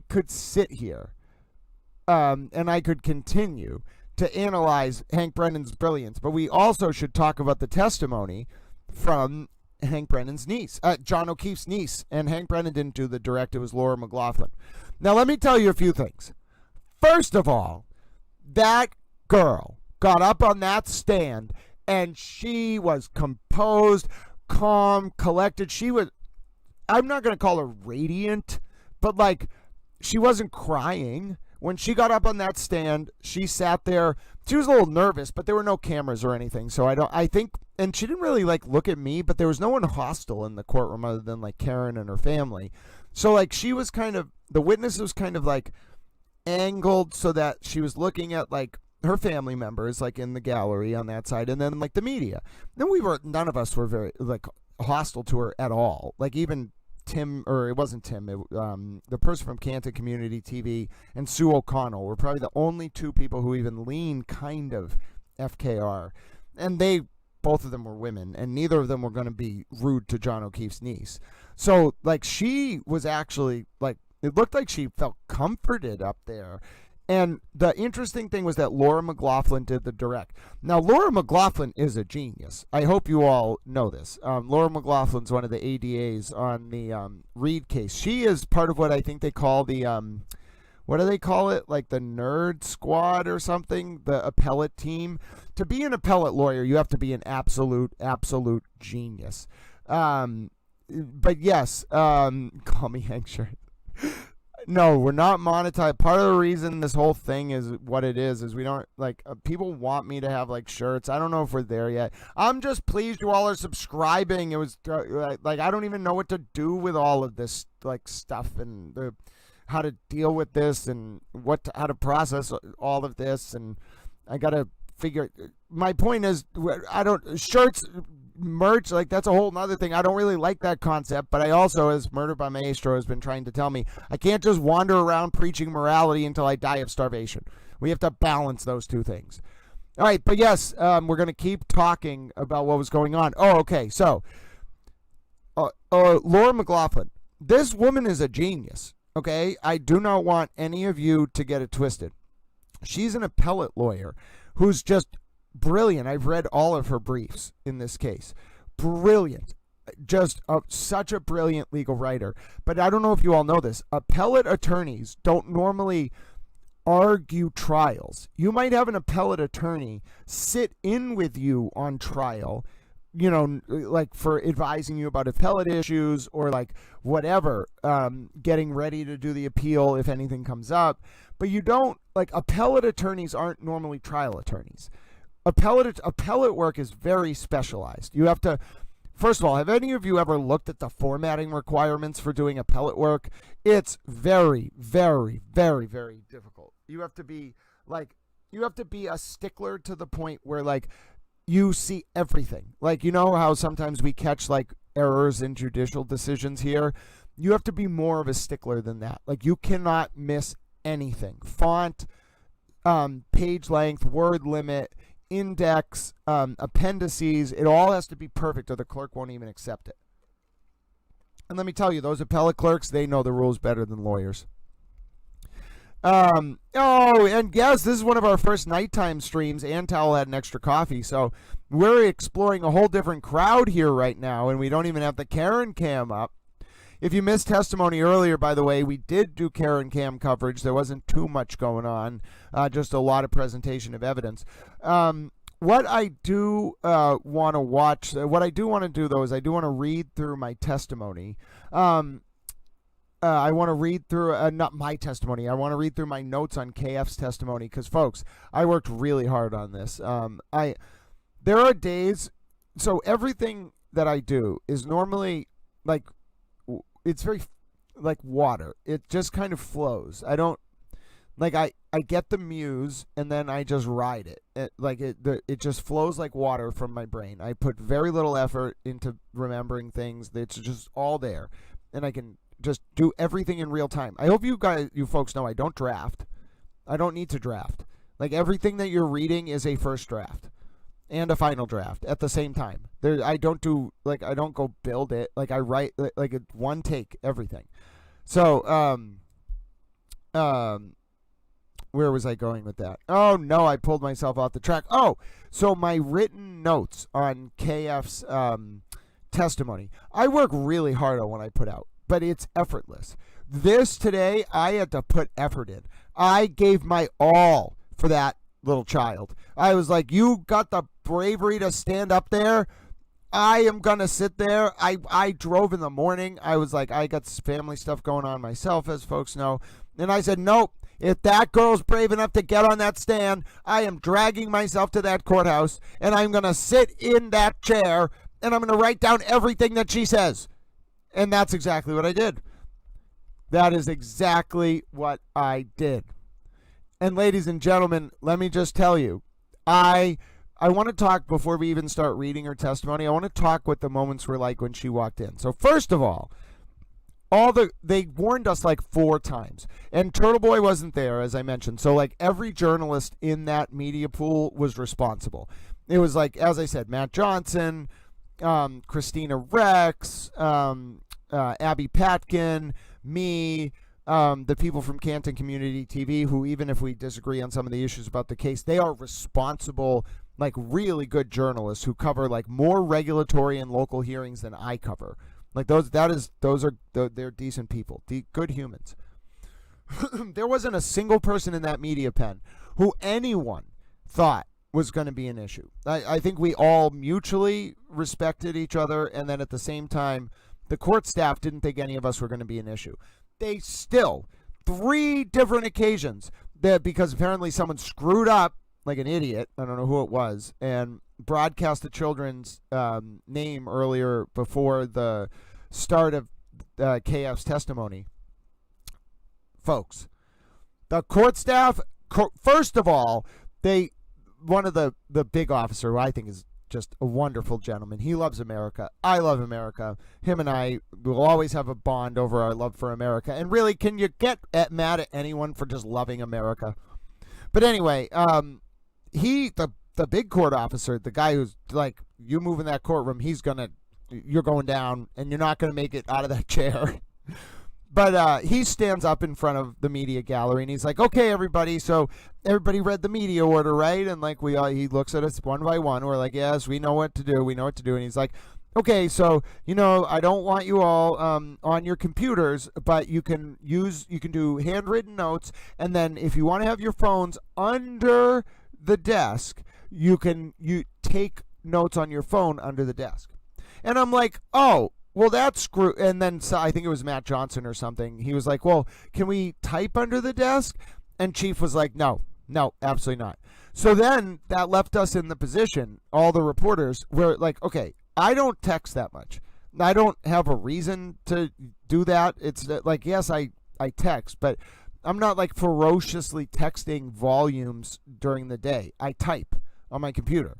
So I'm useless. You want me to use that useless keyboard on my phone to write what I'm hearing? No. Like the best would be typing because I can do 200 words per minute. Next best is going to be written. So I was stuck. Some of the reporters were happy to use their phones. They were thrilled. But then, even then, Chief, I had to do the follow-up question because I saw some of the reporters were going to get a little bit pushing the line. I was like, Chief, but we can't tweet or post or live tweet or anything from our phone, right? And he was like, yeah, no, you can't do that at all. You know what I mean? So it was this, the reporters weren't going to ask that question, but I did. And so now we were all banned from live posting. There was no cameras. There was no audio except for the court FTR record, which is sealed anyway because of this witness being a juvenile. And then it gets even better. So then we all have to shut our computers. And by the way, there's a no news sticker. There's a new policy at the court. And it wasn't just about me because other people had stickers too. But I was definitely the most egregious offender during the first trial. But there's a no sticker rule now for all laptops for the press. And of course, the other press, like they have, like the few stickers they had were like AP or like, there was nothing like me where I like have like the constitutional law book and like Iraq and like pro-women's like rights slogans and like all this stuff. Nothing about the case, so I never actually violated any of the rules, but still, like, my stickers were, they were me, very artistic, whatever. So Judge Cannone, apparently weeks ago before the trial started, no stickers at all for anyone. But I couldn't remove my stickers, so I had to put paper, I had to do an art project, an arts and craft project as the court day started. I had to take pieces of paper and then tape them over my stickers. Oh, it was hilarious. Francis Fertrell, I'm so sorry to hear that. I just saw your comment fly by. Thank you for sharing with us.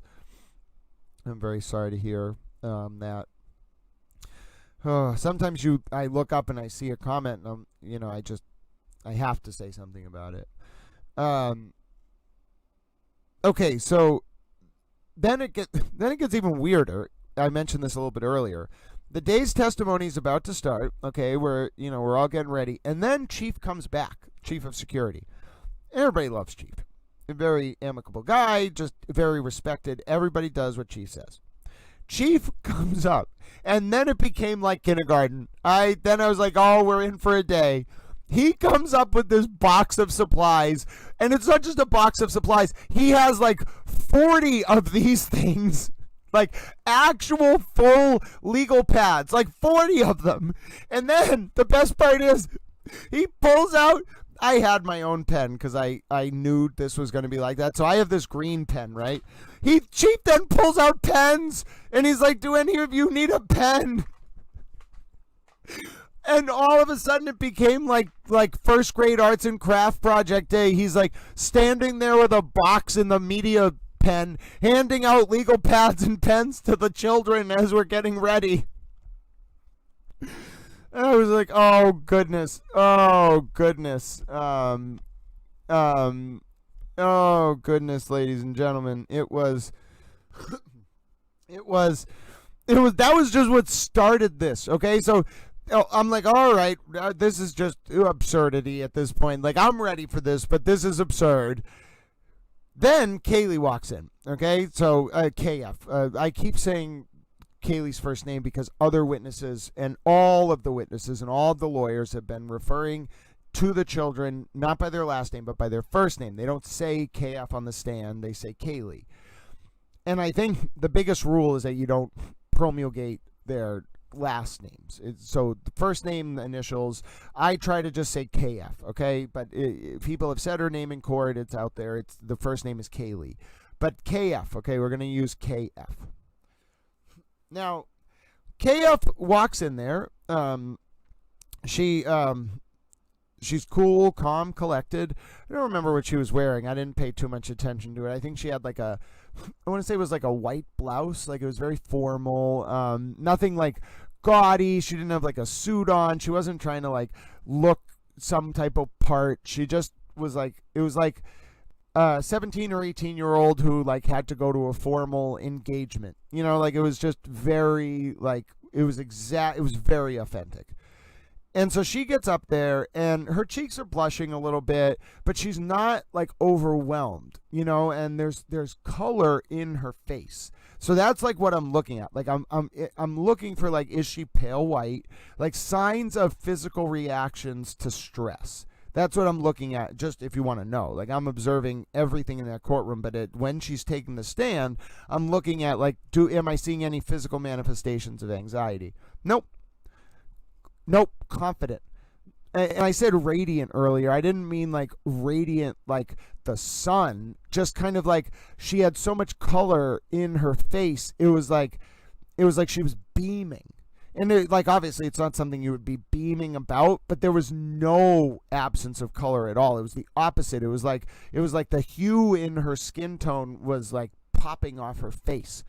It was very interesting. I noticed it right away because you wouldn't expect that from someone in that environment. Like no matter what you do to prepare, whatever, like even very experienced adult witnesses will come in with some flushing or like just an indication. You can't stop it if you're nervous. It will manifest physically. Nope. She was sitting straight up. Her shoulders were, composed. She wasn't hunched. She wasn't like fidgeting with her hands. She was sitting there kind of just like this, very sort of stoic, but also at the same time, like I said, confident. But it took a second. The reason I'm setting this up is it took a second to actually get going because she was a juvenile witness. So there was all this kind of hubbub going around as people were coming in, and she was taking the stand. And so she takes the stand, she gets sworn in. Laura McLaughlin, the ADA, this is what I wanted to get to earlier. The vibe I got was that KF is more comfortable around women because Laura McLaughlin, this is where this all started. She's an appellate attorney. She does very few directs. But first of all, she was brilliant at it. Oh my God. I looked over at her sometimes, like when she was asking her questions, just brilliant. Like better. I wish it had been televised because we need to have more of Laura McLaughlin doing very specialized directs. Like get that woman some trial practice. Like she is going to be brilliant if she wants to be a trial lawyer. She's already brilliant as an appellate lawyer. She's going to be even more brilliant as a trial lawyer. But it was very clear that Kaylee was more comfortable with a woman doing the direct. None of this was being said, but I just was picking up on all. I just have some sense about how you would think about this if you were deploying these like who's going to direct who and how you're going to do it. I know a little bit about this, even though I'm a lay towel. I'm not a lawyer. None of this is legal advice. Get a lawyer if you have questions about the law. Get a towel if you want to prove unconditional love exists in a world defined by self-interest and greed. You could tell that Kaylee's more comfortable around women. Absolutely. And Laura McLaughlin, oh my word, she was in fine form. I have heard her argue like motions before. She's different on direct.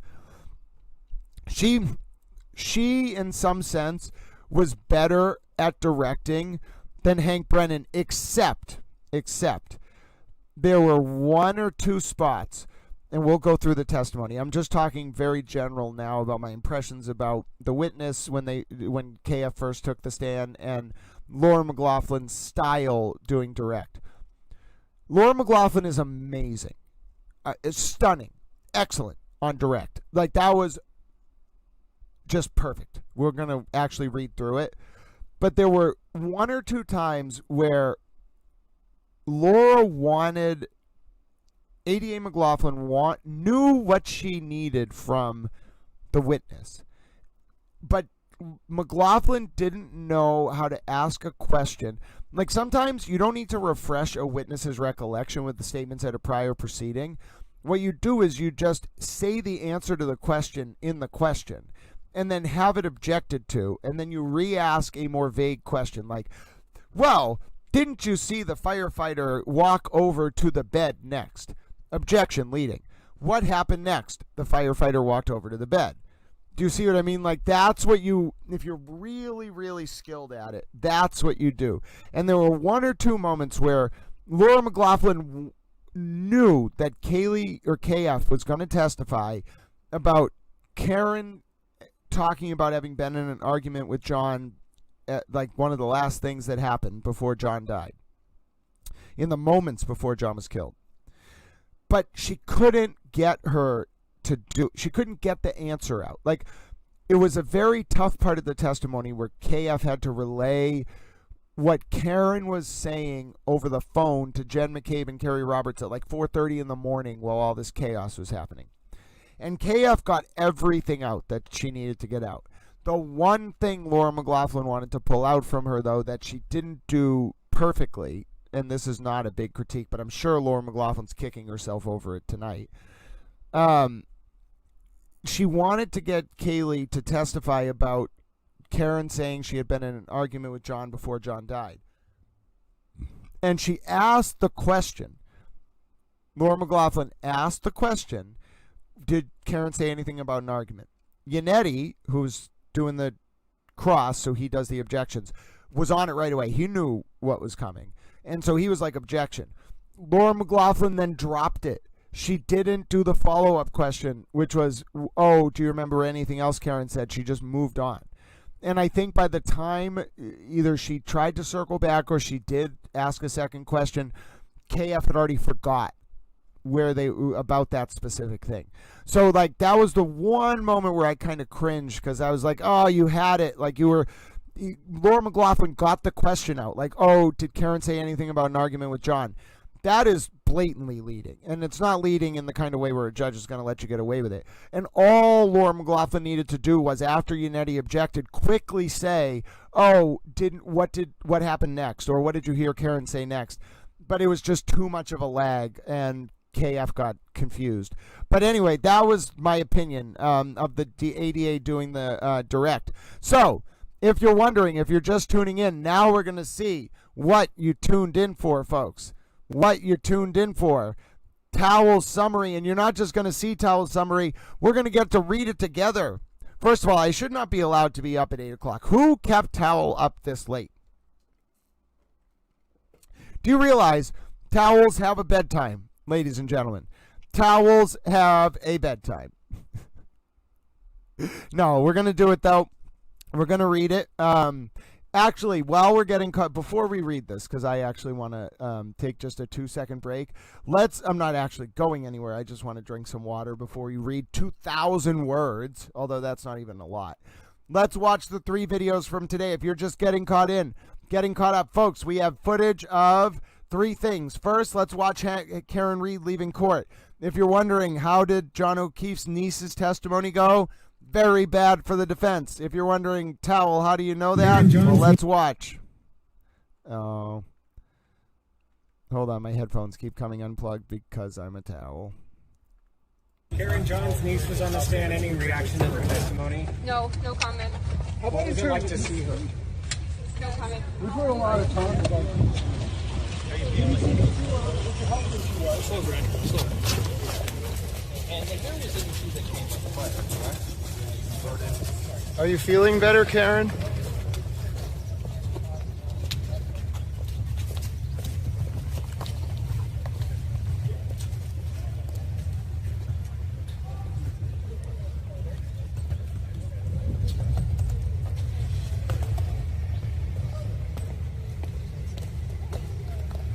Hi, Esty.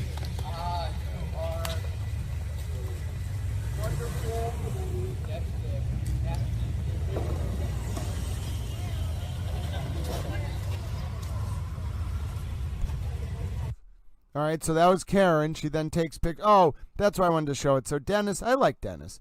That's Dennis and his wife getting a picture with Karen. I like Dennis a lot. He's a really good man. Say what you will. Listen, there are some people who disagree with me about Karen's guilt. I really think Karen's guilty. Some people think she's innocent. Who are really, honest to God, very good people. And you all can say what you want about some of the different parties involved and actors involved in this. No, Dennis Sweeney, and his wife are decent human beings. Decent, God-fearing human beings.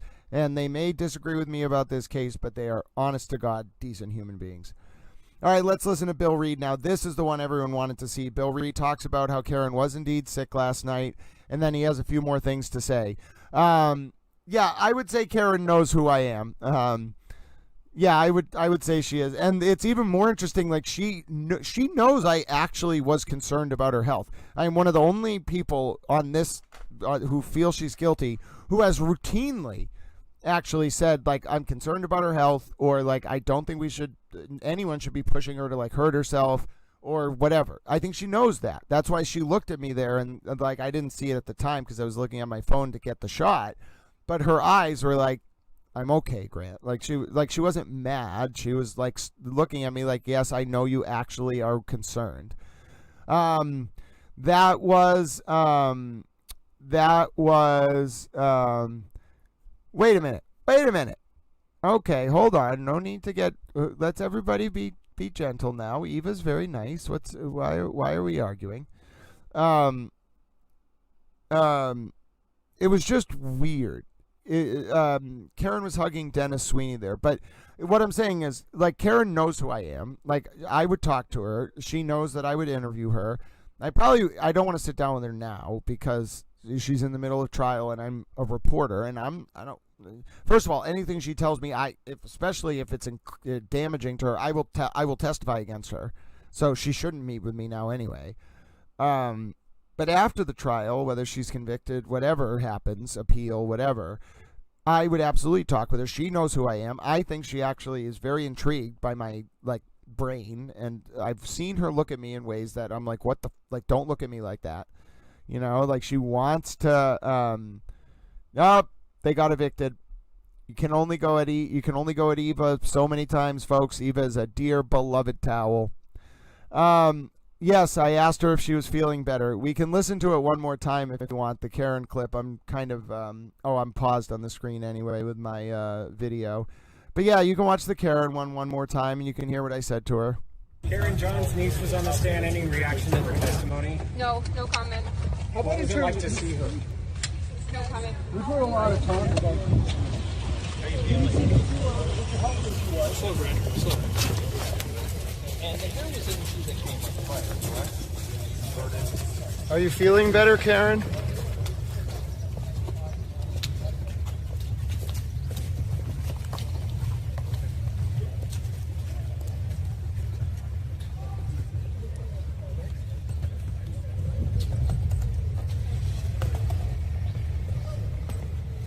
And Karen can convince herself otherwise, but the reason why she wasn't, like, feisty there is, in my opinion, like, she knew I was genuine. That tone in my voice, like, was actually genuine. I was actually concerned about her.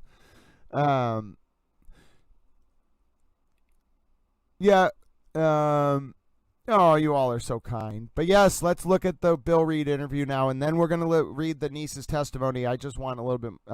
first of all, a lot of you tuned in after we started, so you missed these videos, so here's your recap. And then the other thing is I want a chance to rest my voice, and drink more coffee before we read 6 pages. I've been up for like 14 hours. I'm almost delirious. But I love the towel, friends, and I'm going to do this recap with you all. She's a fired up. Never been a stronger person. And so she just got she needed more sleep than she got, I guess. And so she's doing fine. It's not related to her long-term health issues. Well, I mean, she does have MS, as you all know, and so anything that wears on that ability to maintain your health and maintain your strength in the circle is something that is very strong. So no, it wasn't. It was just she was run down. Everything they worked through the weekends. I mean, these people with a tremendous amount of pride and working to free Karen Reed from all of this persecution. And as you can see, they're doing one hell of an effective job. Bill, what do you make of the hair on the bumper that made it out to Dighton and back in a snowstorm? Well, listen, I'm a reasonable man, and I drove the vehicle there, and I did, by the way, clean off that bumper with my hand. I'm sorry, I didn't mean to clean that off from your hand, but, so, it's pretty remarkable, right? Glass traveling, as well as the hair, I mean, it's pretty remarkable.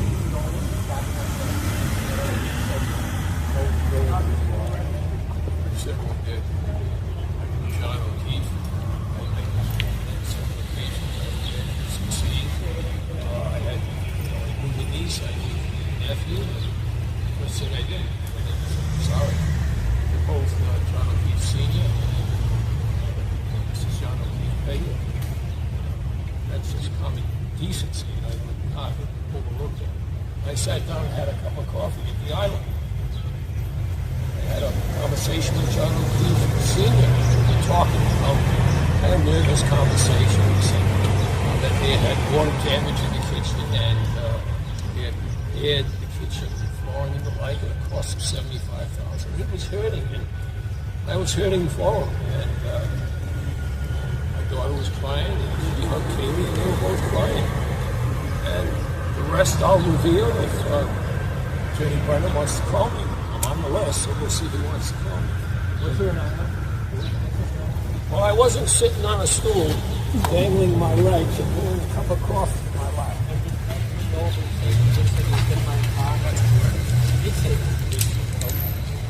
Thank you. Thank you. Be well, Mr. O'Keefe, Mr. Reed.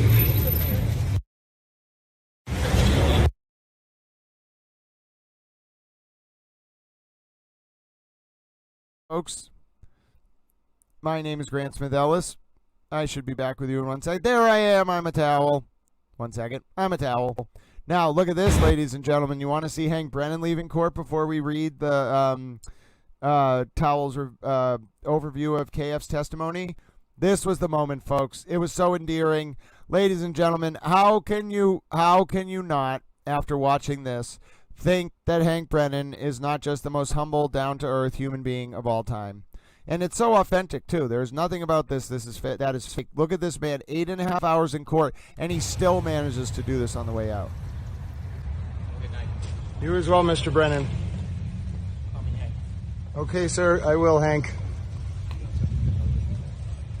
I was just like, what? Look at those troopers. There's like 7 of them. The man is a force of nature, ladies and gentlemen.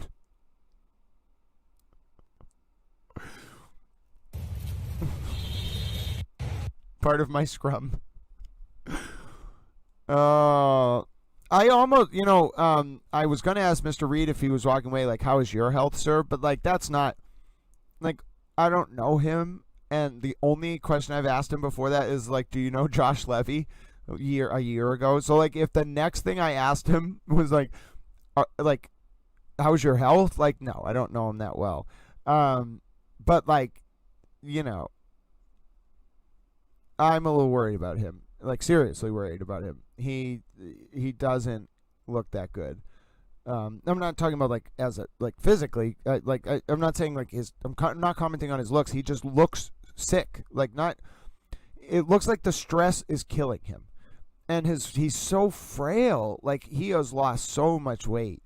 And he didn't have that much weight on him to begin with. But, like, his cheeks are thinning. And it's not like, I would tell you if I thought, like, he would, like, his body was eating away at itself. That's not what it is. It's stress. And he's old. And older people don't handle stress well. And it manifests itself in, speeding up the aging process. And oh goodness, like, I feel very bad for Bill Reed. The Hank Brennan thing. Okay, folks, listen. It's one thing. Like, he like passes all of us in the hallway. Like, because we're reporters. We stand in a gaggle. Like, we are literally just like a flock. Like, you herd us around like cats. Like, tell us to go somewhere and we're all going to go there. So, like, we walk around in a pack. So, like, he walks by us all the time. Like, we're all together. So, he, like, he'll, like, say, like, in the hallway, like, how's the weather? Like, how are the Celtics? Like, he never talks about the case. But, like, at any time, he could have, in the hallway or whatever, just been like, oh, like, call me Hank.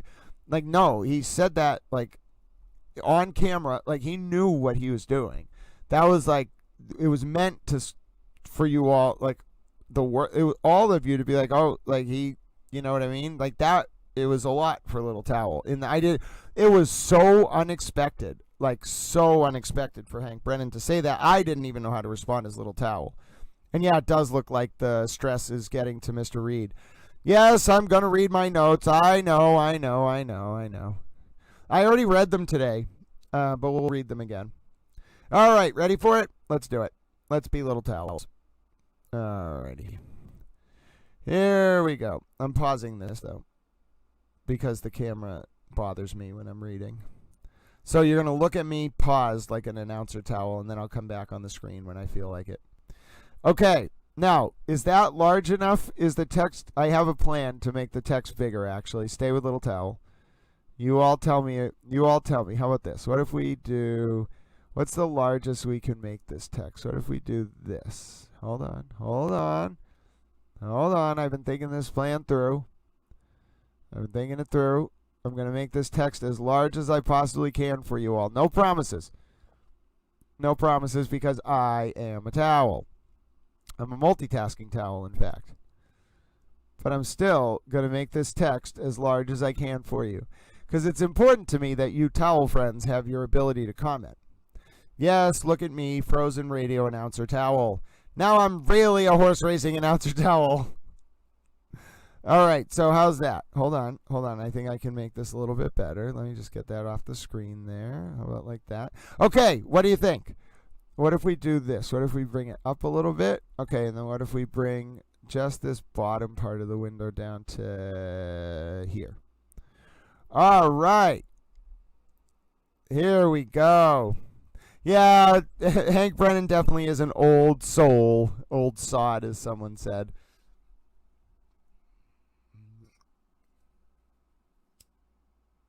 All right. Let's do it. No more procrastinating. I'm being a lazy towel. Here we go. So, this is towels. Actually, you know what? Let's record this. If we're going to do this, let's actually record it.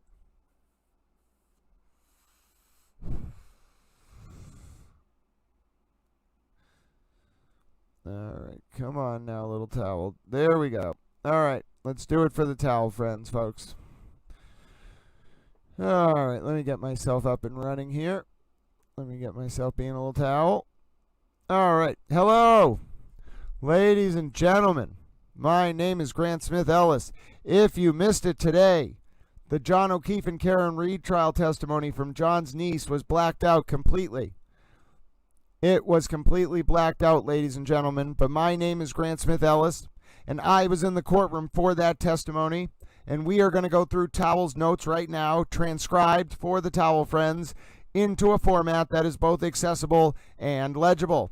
And you might be saying, sir, those are two ways of saying the same thing, and I would say that's why they call me Grant, Howard Cosell, David Attenborough, Towel Smith Ellis, because I have a way with words even when I've been up for 14 hours and in court and broadcasting and I'm delirious. And we are going to go over this testimony. All right, here we go, ladies and gentlemen. Let's begin. You can be in Aruba Beach towel.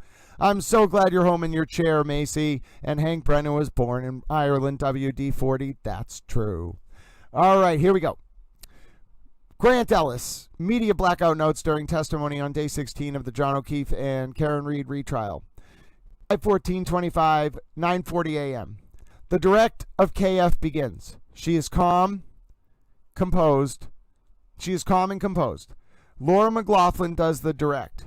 KF begins with background details and hobbies. KF lived with John, who she called JJ. John was not married. John O'Keefe. John was not married. John dated Karen Reed. KF then identifies Karen Reed in court.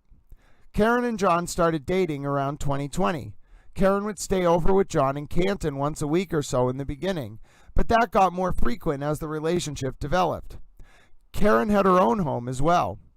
KF had a day-to-day relationship with Karen. KF says that some days the relationship was okay, but quote, some days we weren't on good terms at all. John's niece then goes on to tell jurors that, quote, Karen would be cold to me. Karen was also closer to John's nephew, PF, who did not testify today, than she was to KF. KF then describes the defendant's vehicle as a black Lexus. Karen's car had a backup camera, KF testifies. No, David Unetti did not start his cross by saying, I'm sorry you have to be here. Sorry, I want to get these chats synced up. Give me 1 second. Oh, I see what I have to do. I have to actually look at the chat. All right, give me 1 second here. Little towels. There we go. That's what I want to see.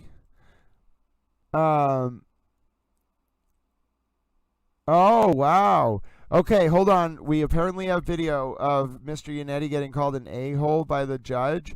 And then also there was definitely a Christina Towell update, which I haven't been able to look at yet. So hold on.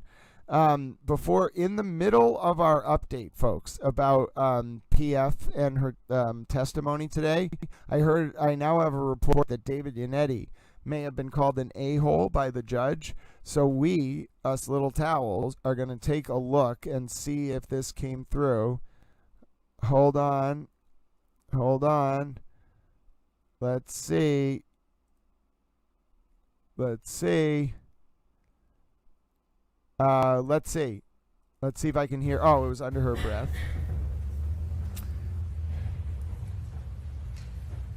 At the time of that interview on July 18th, before you began questioning of Colin Albert, had Michael Proctor revealed to you his connections with the Albert family? Sustained. Will you approach? Go on to the next area and see if you can come back. Did Michael Proctor reveal to you that he and Kevin Albert had socialized together by drinking alcohol in his cruiser? Sustained in jurors, I'm going to ask you to strike that question, disregard. I need to be heard at sidebar. I will hear you.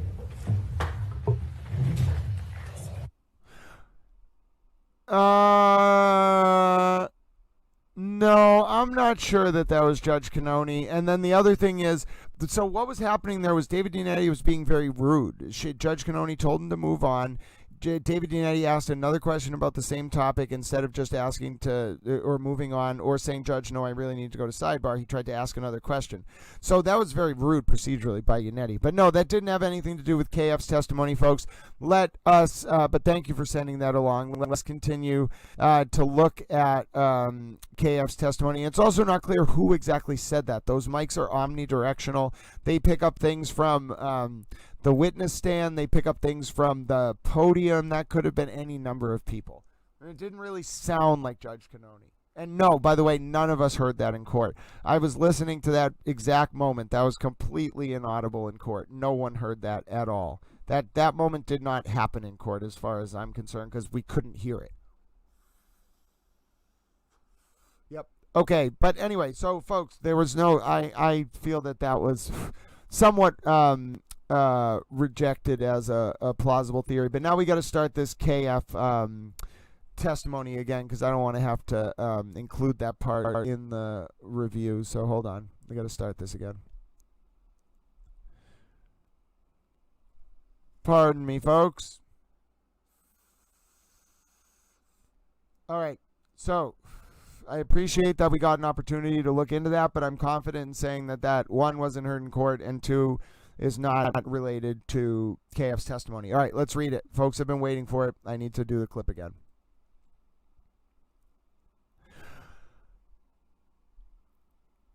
And hello to all friends. My name is Grant Smith Ellis, or as some people call me, Grant, Howard Cosell, David Attenborough, Smith Ellis. If you missed it today, testimony in the John O'Keefe and Karen Reed trial did resume after Karen Reed's health scare yesterday, which is still not fully understood, but her father did confirm was indeed, yesterday's court being canceled was indeed a result of Karen's health. Testimony picked up today with a damning series of clips that were played by prosecutor Hank Brennan. And folks, before we listen to the testimony from KF, John O'Keefe's niece, on this recap, why don't we also listen to that damning series of testimony, or those damning videos, because this is, if you were a juror, folks, this is what you would have saw right before John O'Keefe's niece took the stand. Hank Brennan arrived into court, and right as the court began for the day, ladies and gentlemen, the very first things jurors were presented with were these two clips, which shows just how much Karen's willing to lie. There's any window here that you guys have really been going at it. And this was sort of had like a last date element to it. Was that going on? That was not going on. John made it clear to me, I'm never breaking up with you. You know, not never that we're in this good or bad, but you're the best person I've ever. The Commonwealth would ask to show clip 19. Okay.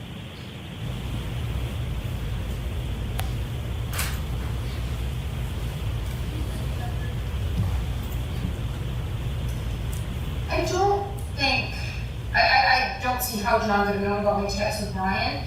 And I'm not sure if he knew he would have reacted very strongly. I think we would have broken up, but I don't think John would have lost it and caused a fight.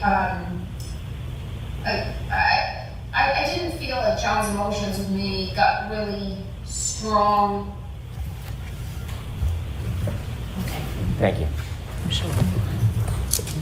And so, ladies and gentlemen, that is when then court cut out. The very next thing that happened in court is what you're about to see on your screen, folks, which was the testimony of John O'Keefe's niece. And ladies and gentlemen, we are going to take a look at that now. I have extensive towel notes. No one in the courtroom was allowed to record. There was no cameras, no audio recording. We could take handwritten notes, or we could use our cell phone to take notes. There was no live posting. This, folks, is the only record. And so that's why we're going to read it together. So my notes begin. Grant Smith Ellis, the media blackout notes during testimony on day 16 of the John O'Keefe and Karen Reed retrial, 5/24/25, 9:40 a.m. The direct of KF begins. She is calm and composed. Laura McLaughlin does the direct. KF begins with background details and hobbies. KF lived with John, who she called JJ. John was not married. John dated Karen Reed. KF then identifies Karen Reed in court. John and Karen started dating around 2020. Karen would stay over with John in Canton once a week or so in the beginning, but that got more frequent as the relationship developed. Karen had her own home as well. KF had a day-to-day relationship with Karen. KF says that some days the relationship was okay, but some days we weren't on good terms at all. John's niece then goes on to tell jurors that Karen would be cold to me. Karen was also closer to John's nephew, PF, who did not testify today, than she was to KF. KF then describes the defendant's vehicle as a black Lexus. Karen's car had a backup camera, KF testifies. It is now 9:48 a.m. Eastern. 8 minutes to go through that part. KF testifies that John was a Boston police officer. KF is asked how she would describe the relationship between the defendant and John. Like when, is the niece's reply. The niece then explains that the relationship between Karen and John was okay, but it changed a lot in 2022. KF testifies that John and Karen started to fight a lot at the end. The arguments happened in John's home in Canton, and those arguments were normally at night, the niece testifies. Arguments between Karen and John also occurred outside the home. Those arguments would usually happen over the phone. During those arguments, John would get frustrated with Karen, but Karen would not argue with KF herself. The defendant says KF would be much louder than John during the arguments. It is now 9:51 a.m. and the jurors get multiple instructions from Judge Cannoni about John's state of mind.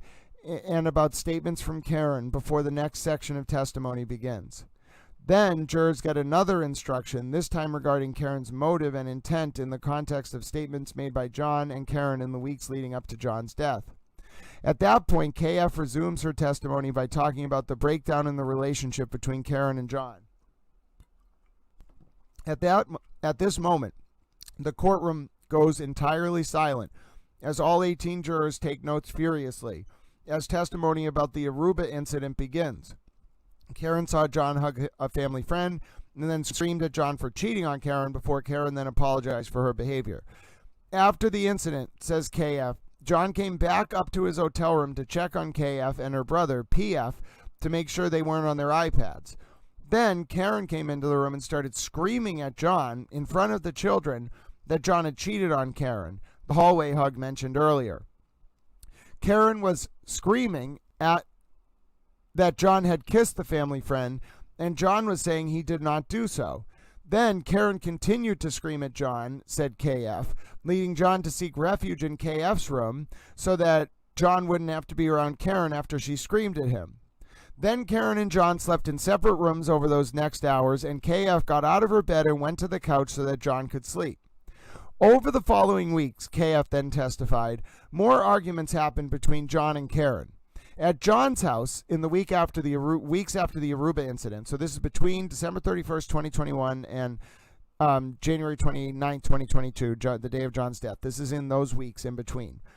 More arguments happened between John and Karen. At John's house, in the weeks after the Aruba incident, the defendant and John were in the kitchen of John's home. Quote, I remember JJ telling Karen that the relationship between Karen and John was good, but it had run its course. Upon hearing this news, KF explained Karen became very upset and started screaming at John again. Karen yelled loud enough that KF could hear the argument through the walls of the house. It is now 10 a.m. Eastern. Now KF tells jurors that John asked Karen to leave the house again during the argument in the kitchen. Again, Karen refused to go. John was upset because Karen was screaming in front of the children, KF testifies, and John told KF that as the argument was happening,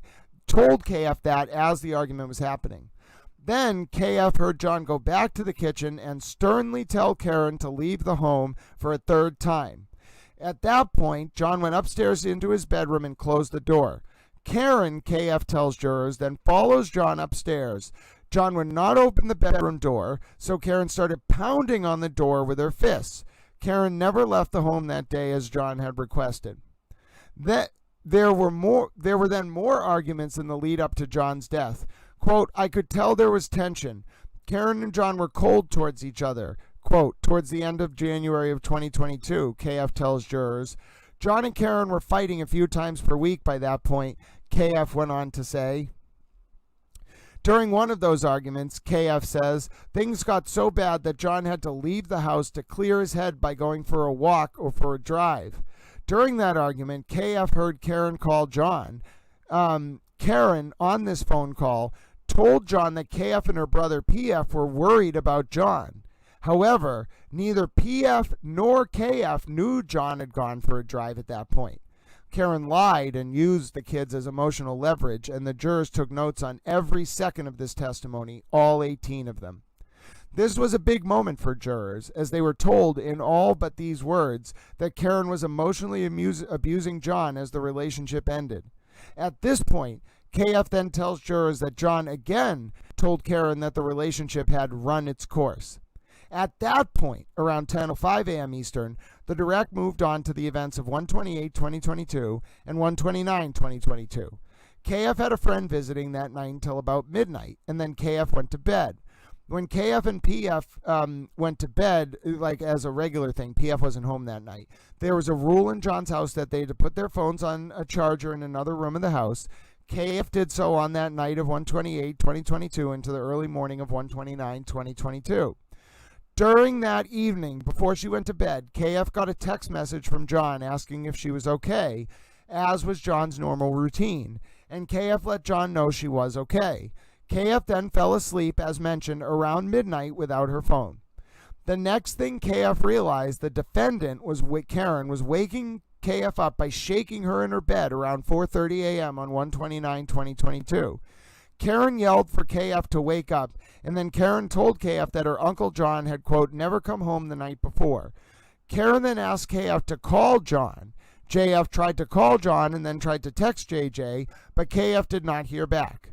At that point, Karen started using her own phone and began running in and out of KF's room frantically. Next, Karen asked for Jen McCabe and Kerry Roberts' phone numbers from KF. Then KF called Jen McCabe for Karen. KF then put Jen on speakerphone and handed the phone to Karen. Karen was making other phone calls at this time on her own phone. It was as Karen was on the phone with Jen that KF heard Karen make statements about what could have happened and if Karen could have done something to cause John's death. Then Karen started asking if John had been hit by a plow. This was a wow moment for the jury, all 18 of whom were still taking notes during KF's direct examination, and some jurors had their mouth open in clear shock, in particular Juror 2. It is now 10:12 a.m., and KF gets her memory refreshed as to a statement made by Karen that KF discussed at a prior proceeding. KF recalls Karen saying, "Maybe I hit him," while Karen was on the phone, but KF doesn't remember if this was said to Jen McCabe or Kerry Roberts. And then KF, I think, also didn't remember that Karen said John's dead to Kerry, because I think even Karen might have admitted that before. At this point, KF is asked if Karen made a statement about the last thing that happened between her and John being an argument. Oh, I talked about this earlier. David Yannetti jumps up furiously and objects to the question. Judge sustains the objection. David Yannetti asks for a curative instruction. Judge Cannoni tells jurors to disregard the last question. Now, KF then says Karen Reed told someone on the phone that the last time Karen saw John was when Karen dropped John off outside Fairview Road on 129-2022 at 12:32 a.m. KF then says she had never seen Karen act in this way before, in the moments before Karen left John's house around 5 a.m. This is when Karen, between 5:07 a.m. and 5:35 a.m., potentially went back to Fairview Road to confirm John was dead on the lawn where Karen last saw John earlier that morning at 12:32 and 16 seconds a.m. Eastern, before Karen went to pick up Jen McCabe and Kerry Roberts after 5:35 a.m. Those 17 minutes between 5:07 a.m. and 5:35 a.m. are going to end up becoming very crucial in this trial. After 5:35 a.m., Karen, Kerry, and Jen drove back to John's house. This is when Karen drops off the alleged murder weapon with a broken taillight. While Karen, Jen, and Kerry were at John's house, remember, Kerry drove her car, or somebody drove Karen's car back to Fairview, and then Kerry's in her own car. So they drop Karen's car with the busted taillight off. Then Kerry, Jen, and Karen go inside John's house. At 5:35 a.m., Karen, Kerry, and Jen drove back to John's house. This is where Karen drops off the alleged murder weapon with a broken taillight. When Karen, Jen, and Kerry were at John's house, only Jen McCabe went to check on KF. Jen was trying to console KF and keep her calm. Jen was KF's childhood friend's mother, and also KF's basketball coach. This was a heartbreaking moment, and some jurors seemed close to tears, as KF relayed that Karen did not check in on KF at all during the return trip to John's house after 5:30 a.m. that horrifying morning. KF then says again that Jen McCabe was the only person who comforted KF during that time after 5:30 a.m. KF notes that she was nervous because of how Karen was acting. Karen then left with Jen and Kerry Roberts without ever speaking to PF. Now, the afternoon of 1/29/2022. Karen arrived back at John's house after 12 p.m. Karen was sent to the hospital after 8 a.m. after making threats of self-harm and admitting to hitting John O'Keefe at the scene of John's death. KF had isolated herself in her room at that point in time. However, KF did come downstairs, and Karen said, "I feel like I am living in a nightmare." Karen's family, while they were in John's home, said nothing to KF, and then they left, even though KF had met Karen's parents and Karen's brother previously. David Yannetti objects to the question as to if Karen ever spoke to KF again after 1/29/2022. Yannetti doesn't say it, but there was a no-contact order put in place a few days later when Karen was charged initially on February 2nd, I think, of 2022, maybe February 1st. Judge sustains Yannetti's objection and issues a curative instruction as to that question. This is how the direct ends. So the jury was left with the impression that Karen never talked to KF again, regardless as to Yannetti's objection. Now, a 2-minute sidebar before David Yannetti begins his cross. David Yannetti begins by asking KF if she referred to Karen as the defendant before John was killed. KF looks confused and says no. Then on cross, Yannetti asked if Karen would take KF to nail appointments. KF says, quote, Karen didn't take me to get my nails done once a week. It was once a month. Karen didn't stay with me during the nail appointments. Karen didn't like getting her nails done because it hurt her hands/nails. KF then says, Karen didn't take me to my eyeglasses appointments either. That was my Uncle JJ. David then asks about the Aruba trip after spending 15 minutes on nail appointments and basketball games. DY asks about the night of 12/31/21 in Aruba. KF says, I had just gotten dumped by my 8th grade boyfriend, so I was in a crisis. This was said in a playful way, and the jury gently laughs alongside KF. David then begins asking a very confusing multi-part question that confused the witness. The witness says, what? And David tries again with shorter questions. The witness then confirms there was not physical violence between Karen and John. It was more Karen abusing John emotionally. But Karen did bang on John's door during an argument where Karen was told to leave the home and refused to go. David then asked KF if John and Karen spent the same amount of time together before and after the Aruba incident.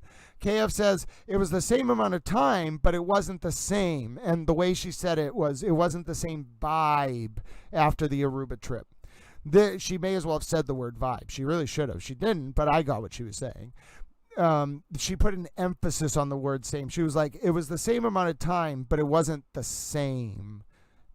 This is when David, she didn't say it that way. She wasn't like, she wasn't being like a jerk about it. She was just saying it wasn't the same, and she was really trying to say the vibe had changed. This is when David Yannetti ends his cross. It was about 15 minutes and 20 questions. Now, on redirect, KF says that things got worse between John and Karen after the Aruba incident. There was a lot more tension and a lot more fighting, KF tells jurors. Between 1/1/2022 and 1/28/2022, there were a lot more arguments and fights between Karen and John than previously. Karen again was asked by John to leave the home and would not go. Pre-free cross by David Yannetti around 10:41 a.m. The kids, Karen and John, went to a Bruins game on 1/20/22. This was the end, and there was no further redirect. And this was my closing notes. KF then leaves the courtroom. KF stayed calm and in control for the entire time while she was on the stand, but as she walked out of the courtroom, she was in tears. The jury didn't see it, but I did.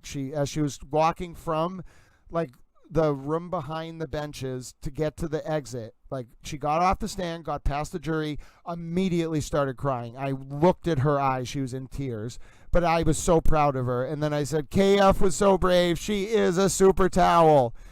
Oh, ladies and gentlemen, it was it was really hard for me to just be emotionally stoic. I had to completely detach myself because when I'm too emotionally invested, I can't take notes like that.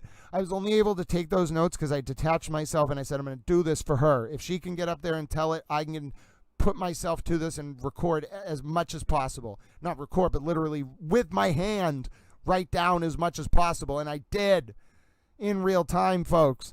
Let me just tell you, it was very, very difficult. Yeah, I do need to rest my voice, but I also think it's important that this get read. This information is important. And we're also doing our recap, folks. It was a devastating delivery of testimony, and I want to show you now because we've seen these clips before today. But for the folks who are just watching this recap, let's see the reaction by Karen Reed, her father, and then we'll close the clip with Hank Brennan's clip after that was played, after that devastating series of clips and testimony from KF. Well, the clips were Karen and then the testimony from KF. Let us look at how Karen Reed reacted. Do you think it went well, folks? Do you think she no commented? She no commented. Straight up no commented. Karen John's niece was on the stand. Any reaction to her testimony? No comment. How about would you like to see her? No comment. We've heard a lot of talk about Slow, Brad. Slow. And there was an issue that came with the fire, correct? Are you feeling better, Karen?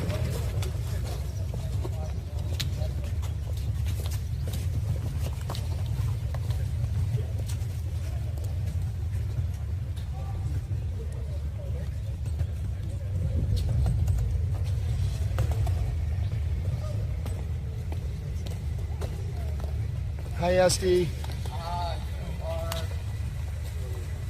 wonderful. That's the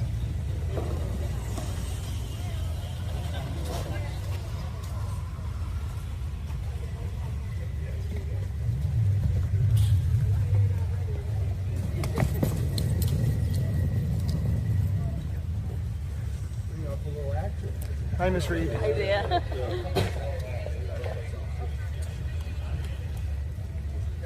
You better watch yourself.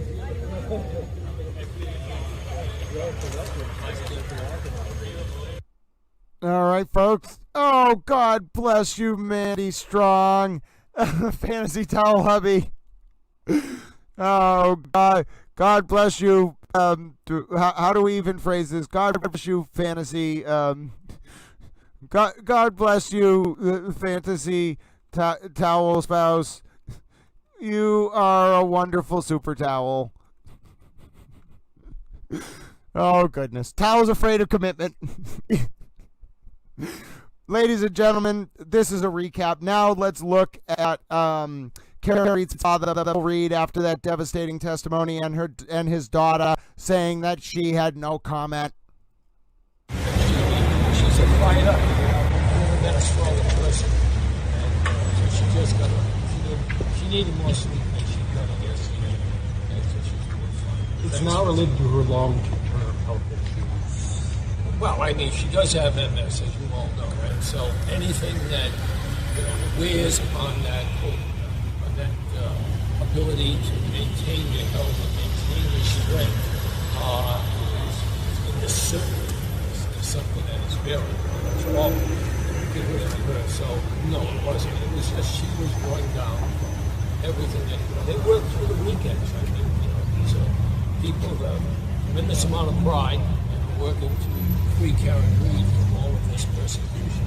And as you can see, they're doing one hell of an effective job. Bill, what do you make of the hair on the bumper that made it out to Dighton and back in a snowstorm? Well, listen, I'm a reasonable man, and I drove the vehicle there, and I did, by the way, clean off that bumper with my hand. I'm sorry, I didn't mean to clean that off from your hand, but, so it's pretty remarkable, right? Glass traveling, as well as the hair, I mean, it's pretty remarkable.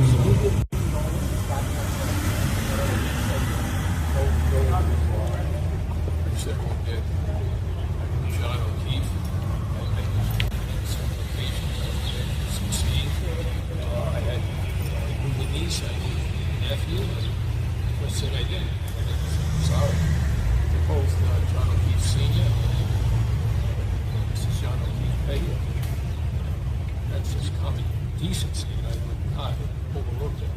I sat down and had a cup of coffee at the island.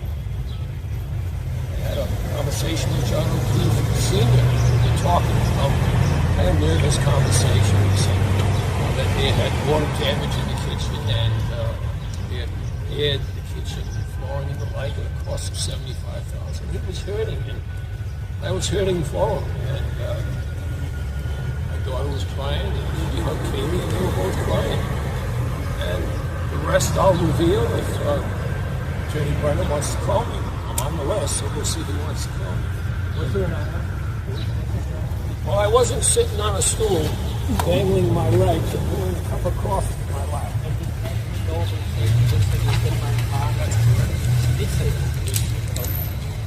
Thank you. Thank you. Be well, Mr. O'Keefe, Mr. Reed. So there you heard that, friends. You heard it, towel friends. That was Mr. Reed's reaction. And now, folks, the clip that so many of you have been replaying. Apparently, this was quite an endearing moment, although Little Towel doesn't really understand why so many people found this endearing. Here was Hank Brennan's exit from court. And if you're wondering, ladies and gentlemen, did Little Towel somehow get permission to call Hank Brennan Hank?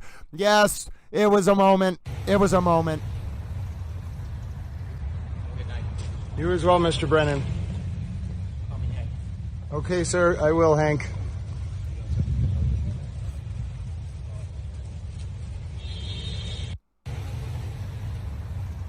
Grant had a towel moment. You as well, Mr. Brennan. Okay, sir, I will, Hank.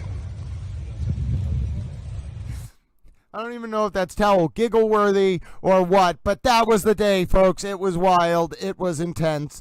My name is Grant Smith Ellis. Tune in tomorrow. I don't know how we're going to do this coverage. I think I need to stay home. I was exhausted today. YouTube.com/@GrantSmithEllis. No matter what, we'll have Karen Cam coverage. We'll have coverage of the full day's court tomorrow, Friday. It'll be May 15, 2025. My name is Grant Smith Ellis. I am going to finish this clip now. Tune in with all the Towel friends who I'm going to go back to and say hello to now. You'll catch this clip at some point. Towel was one of only, I think, 9 reporters in the courtroom, and I think I was the only person who took notes like that on KF's Direct and Cross, and I hope it now has created a historical record, because I was frustrated the last time the niece and nephew testified. People didn't do a good job. If you're going to do that, you have to know how to record testimony. If there's no record of it except for you writing it down, you better do a damn good job bringing people into that room. And I hope I did that with my words for you today, Towel friend. And you even saw Towel support coming in, ladies and gentlemen, during the recap. So you can support this channel. You can subscribe to Towel Stream. You can like Towel Stream. People have been supporting Towel. They're trying to make sure that Towel feeds himself and puts gas in his car and replaces his tire that has a nail in it, which Towel still hasn't done. You all are trying to keep Towel going. Towel has a tough weekend. We'll talk about it tomorrow.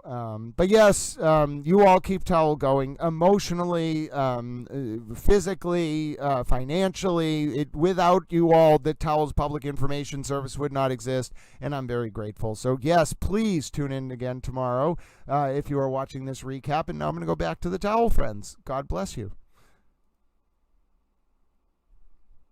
All right, Towel friends, we made the clip. Now I can come back to talking to you a little bit. Okay. Exactly. I think it is time. I think people should get some rest. I think we all have learned that if people ask questions in chat, Towel will just continue answering questions, and then Towel won't get sleep. And then when we all need to work tomorrow and cover more things and talk, then all of a sudden Towel's just a tired Towel. So let's do a few things. One, ladies and gentlemen, let me bring open the YouTube chat. I'm going to drop this one more time. Someone who's a very, very genius Super Towel helped me turn my links in the YouTube description into actual links, ladies and gentlemen. And that Super Towel, they are a wonderful, wonderful super Towel. They know who they are. It allows me to, when the page actually loads up, because there's a lot of data for it to go through, when I drop this next comment in the stream chat, please don't donate if it would be a burden or if it would be hard on you, or if you've already supported. But ladies and gentlemen, I have dropped a way to help little Towel in the chat. You can do that if you want, but please, we will run a fundraiser for you if you need it. Do not put yourself in a difficult position to help Towel. If you can support this stream, that's wonderful. Do not put yourself in a difficult position. I will find out. I will run a fundraiser for you, folks.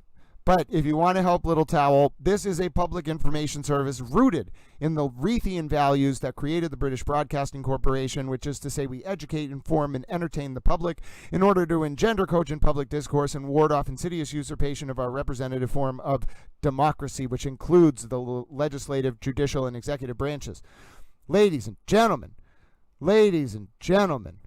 I must absolutely appreciate every single one of you for all of your support. And maybe, ladies and gentlemen, we are moving the world in a better direction, one towel at a time. Whether you're a towelette, a washcloth, a soap dispenser, a flannel, a beach towel, a hemp towel, a paper towel, every microfiber towel, all of the little towels are slowly making the world a better place one day at a time.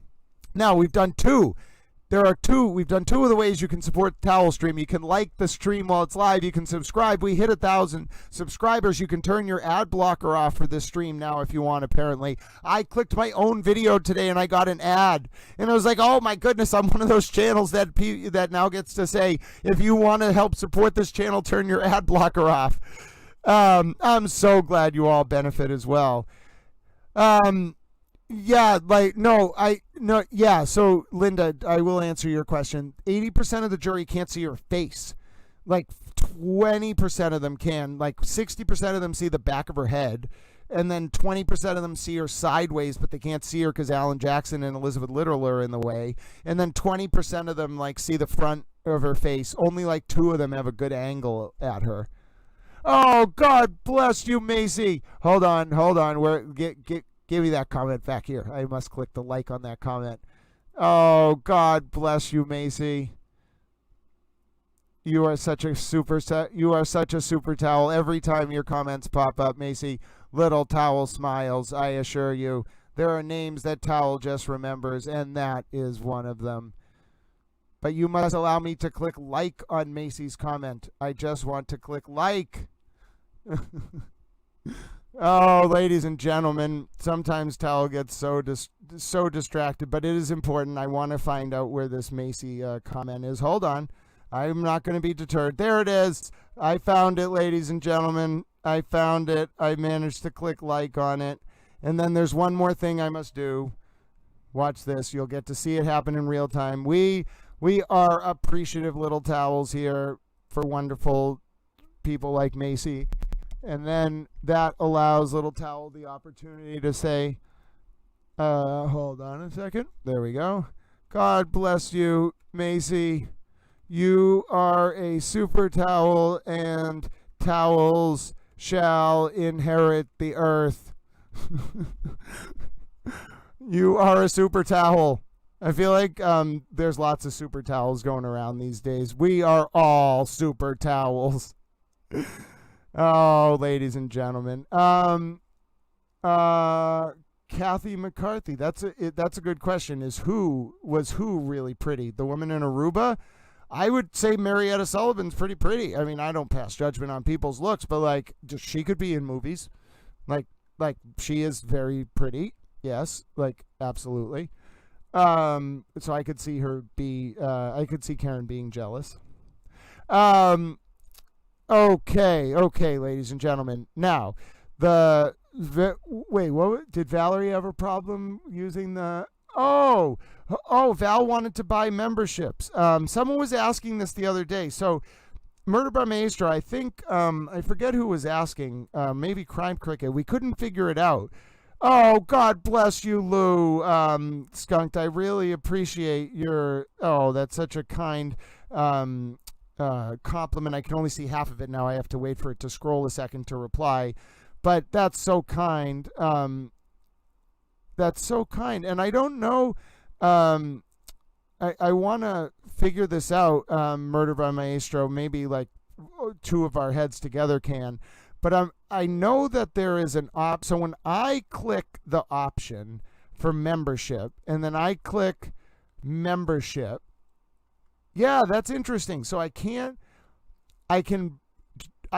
buy a membership, but I don't know how to actually gift memberships.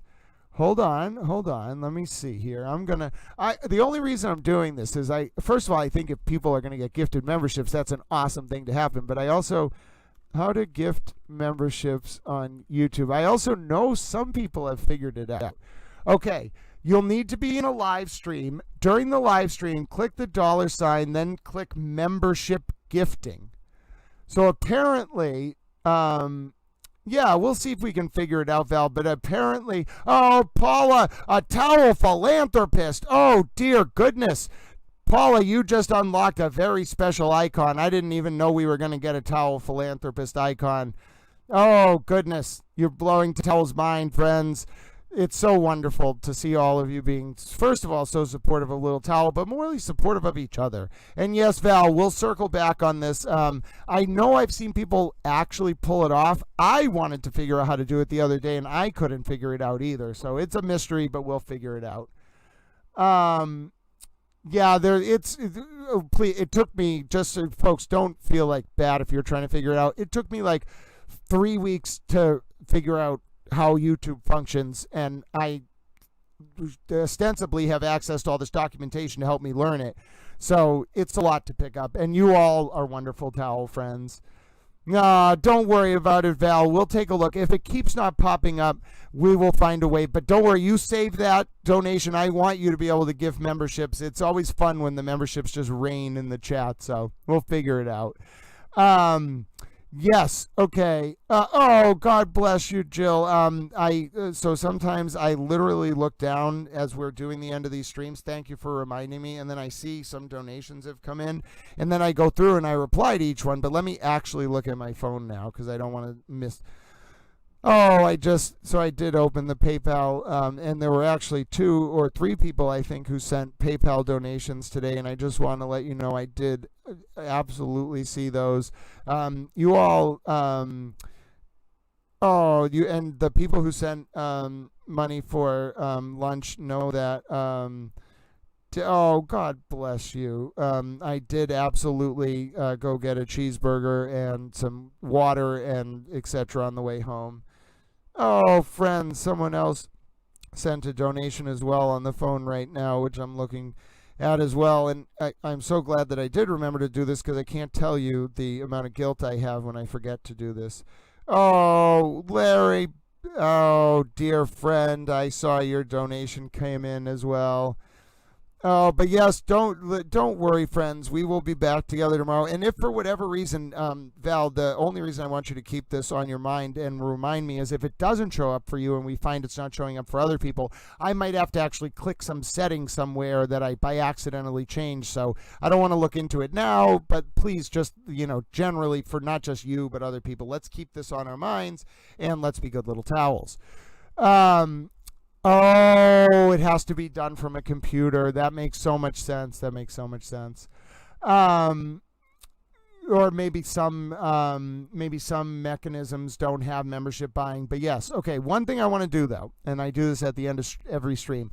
I think you all are realizing that if we're going to come back tomorrow and do this again, as helpful as today's overview was, Towel does need to sleep for at least like 6 hours, especially if I'm going to get up and I'm going to, hold on, someone told me to check my Venmo. Oh, I did, Second Beach Gal, literally just as you were saying that, and then I saw your amazing comment, and then I didn't see you associated your username with it until like 10 seconds ago, but trust me when I say that Towel was so grateful for that. And now tomorrow as well, I think I'm going to have money for gas and lunch, and we're going to get little Towel there.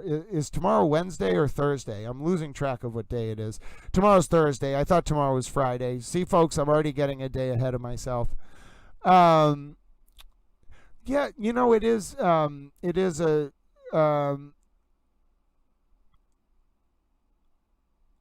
we'll figure it out. Murder Bar Maestro, we have a lot to learn about this whole memberships thing. But first of all, I just want to say God bless all of you Towel friends. I saw so many of your comments flying in, even during our recap stream. This is an abnormal time for us to stream, and I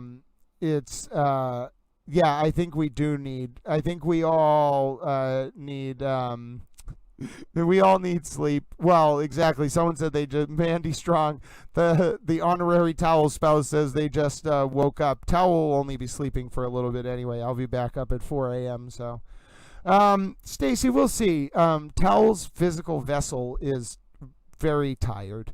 And if I get up in the morning and I can, we'll see. But like that whole process is a lot. It is a lot to be in the room, to be broadcasting, to like keep the stream going, to like eat. Like it wears on my soul, and my body. But let's see how Towel's feeling. Second Beach Girl, God bless you. We're starting our thank yous. You know this means I go through everyone. Oh, very, very cool. Pilgrim Shadow, God bless you, my dear friend. Peace be with you as well. I appreciate you so much. To know you've been watching my mom's amazing commentary for decades, and some of you have seen my mom around. That means so much to me. Paula, God bless you, friend. Good night. Enjoy your evening. Mandy Strong, honorary Towel spouse. And even though you're just getting up, you enjoy your evening too. Macy, yes, Towel is his own version of coffee. Maybe having Towel talking is a good thing because it keeps us going. And like me just sitting there quietly in court is not really the best use of my time. Yes, WD40 said so. It's great when we support through YouTube, but apparently the Venmo or PayPal is more direct. And just now, some people don't like their donations shouted out, but if you like, I want to say thank you, right? I want to let people know, but I'm not going to like say it unless you put in the note like, oh, this is me from YouTube, because then I know you're comfortable with me saying it. Just know that. So I do that on purpose. Val, God bless you, dear friend. Enjoy the rest of your night. Christina, we are going to start tomorrow with the update. That is going to be, we are going to have a Chewbacca, Stay Puft, Marshmallow Man update first thing in the morning. I can't get the Facebook image to load. I imagine it's going to be absolutely amazing, and I cannot wait. I almost want to try to open it one more time, but if it's really amazing and it is an update to the Stay Puft, Marshmallow Man, and Chewbacca saga, that may be how we start tomorrow morning. Mandy Strong, again, it was great to see you. Murder by Maestro, you, Brighton Little Towels World.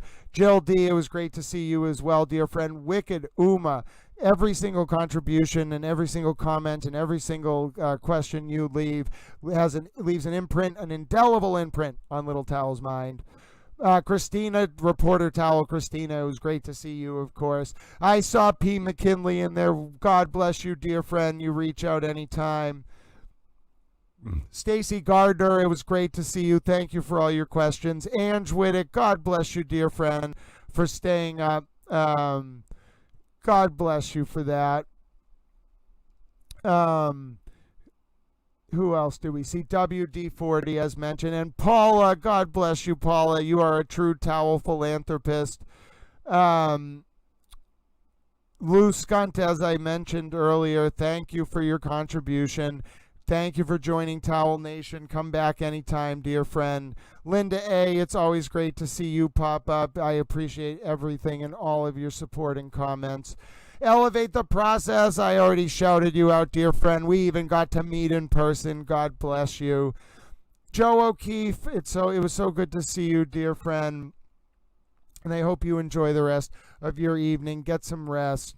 Stacy Gardner, I know I saw you pop up. Alora, I think you have a wonderful username. The story behind towels is somebody mocked me on Twitter a year and a half ago and said my pronouns were towel. And I was like, fine, I will just become an anthropomorphic towel. And everything just took off from there.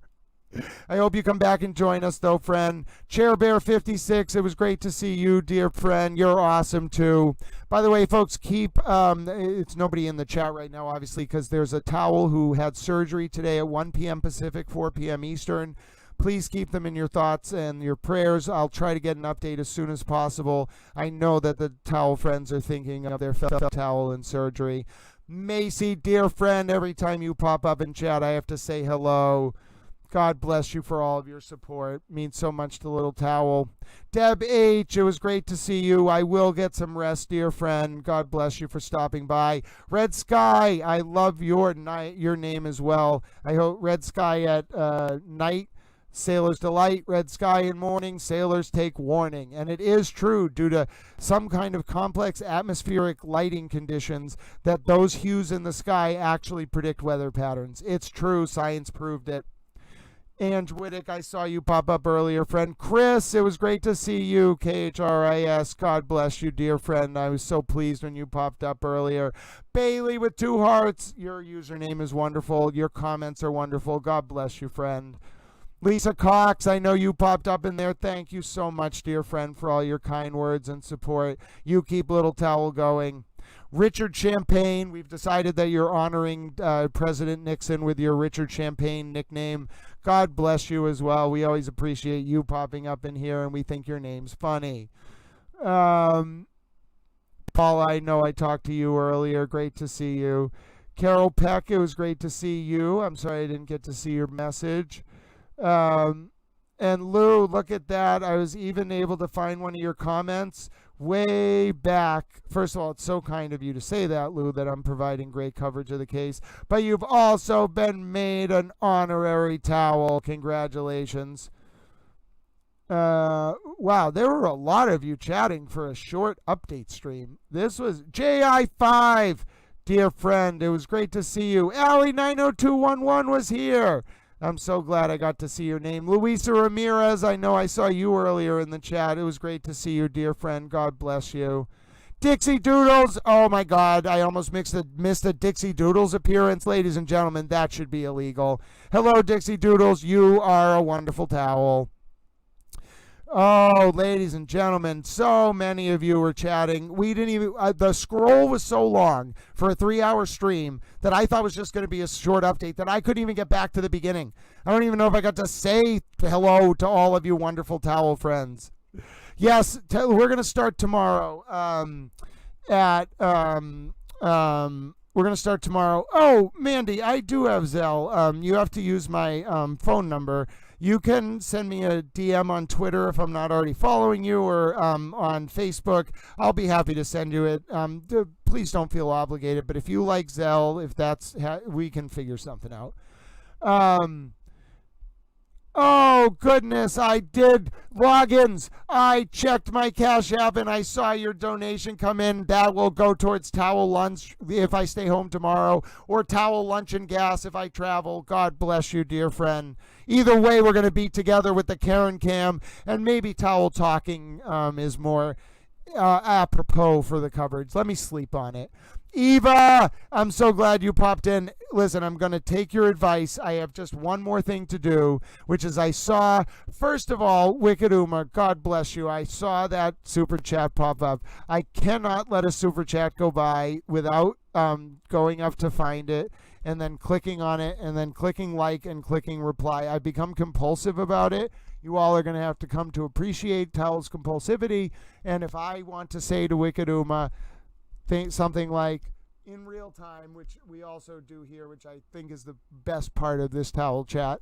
I like being able to open up the comment on the stream, click on the reply, and say, God bless you, dear towel friend, Wicked. It's W-I-C-K-E-T, right? Yep. I wonder if that's Wicked. I wonder if it's a cricket reference. Wicked Uma, you are a true super towel and friend.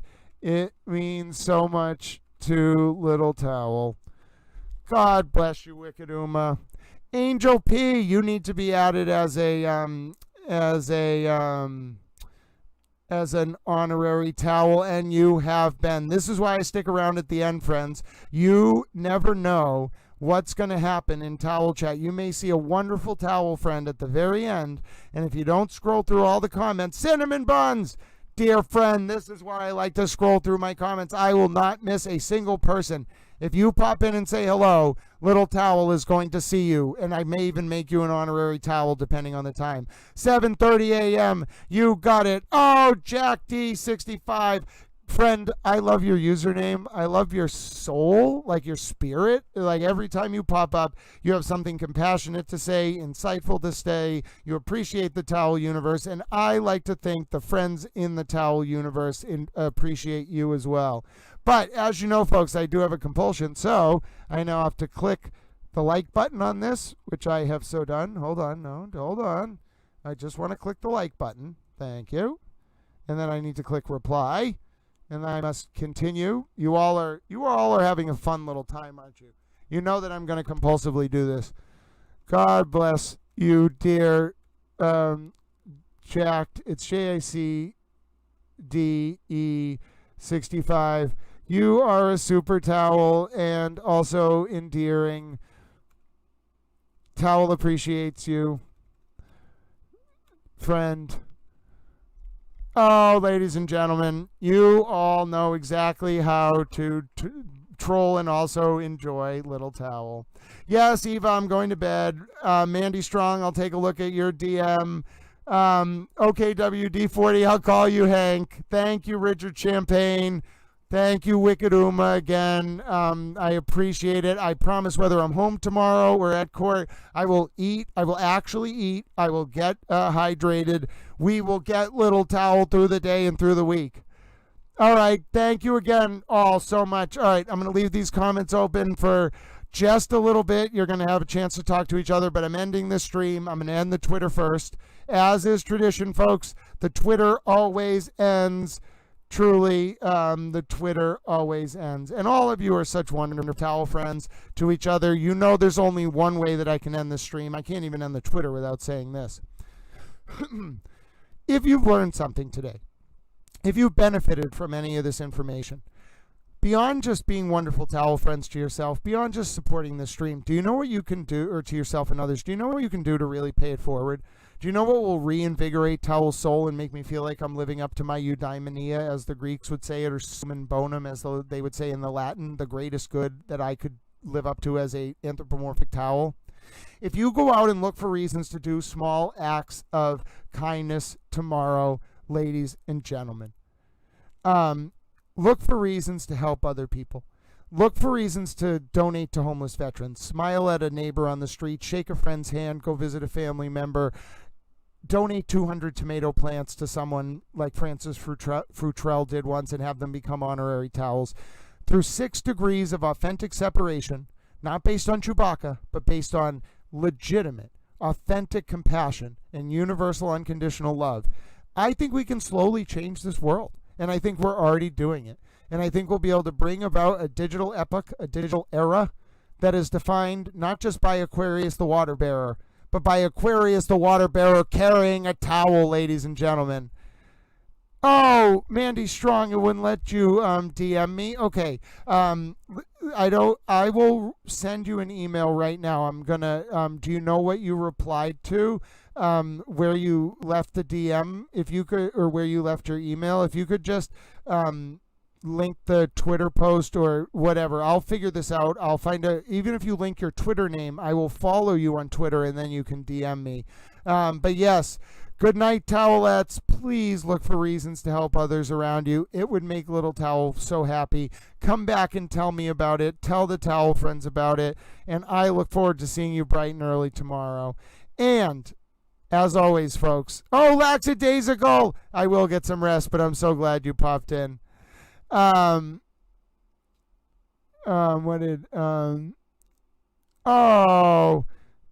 yeah, God bless you, P. McKinley. Oh, I see. Okay, so folks, I think we might have to just start sharing our Twitter handles, because I want to follow all of you. Like, I want to be following. If you don't want to share it on Twitter, that's fine. I'm going to go look in the PayPal dono for P. McKinley's handle. Just send me, if you can, in the Twitter link right now, just send me your Twitter profile, and I will follow you. And what the world needs now is love, sweet love, and that's the only thing. That's the only thing that there's just too little of. Yes. All right, folks, but I'm going to stay on the YouTube for a little bit so I can get Mandy Strong's and anyone's account who wants to share it. I will follow you. Then you can DM me anytime.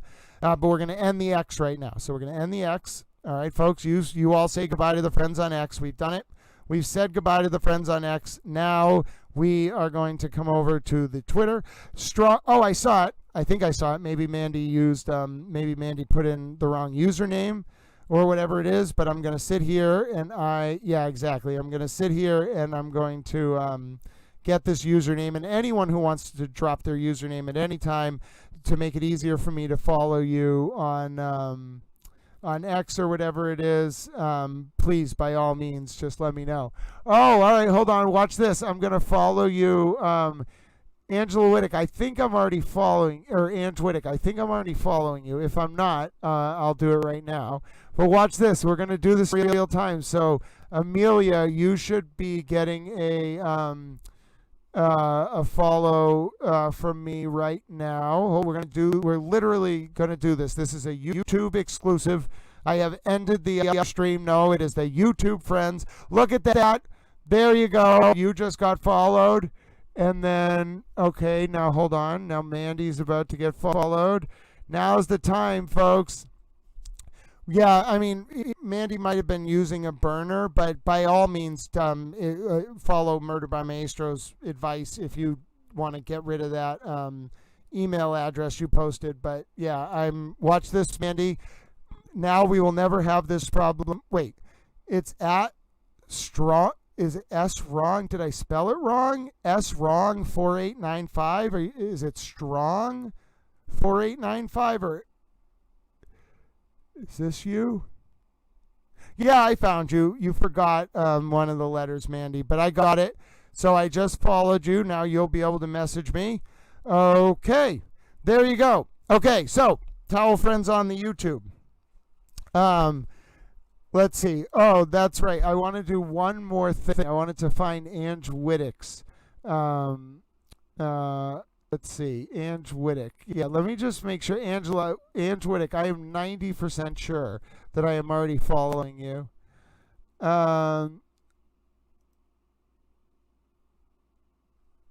Here we go. So let me just take a look. I am. You're all set, Ange, so you can DM me anytime. All right. All right, Towel Friends. Thank you so much. Seeking Justice. I think I follow you as well. Oh, okay. Hold on, Christina. Let me pull open. We're having a YouTube exclusive. I'm not gonna share. We're gonna open with it tomorrow. But I have an update from Reporter Towel Christina that is apparently need to sleep. But I'm gonna look at it. Oh, it's about Sue, huh? How good is this going to be? Like absolutely hilarious? Oh. Wait, what? Is that Chewbacca? Oh my goodness. Oh, Christina, they're going to love it. They are going to love it. Oh, they're absolutely going to love it. Oh, we're going to have quite an update. Folks, we are going to have quite an update. Oh my goodness, Chewbacca and the Stay Puft Marshmallow Man. How did they get on the jury? Oh my. Oh, folks, Christina's left us with quite a cliffhanger. I'm not even going to show you it. It's that good. All right. Chair Bear, Jack D5, Seeking Justice, Mandy Strong, Def Otter, Murder by Maestro, all of you, I'm going to bed. God bless. Enjoy the rest of your Wednesday. We'll see each other bright and early. We've done everything possible today except for go to bed, and now I'm going to bed. And God bless you all, Towel Friends. I'll see you in the morning.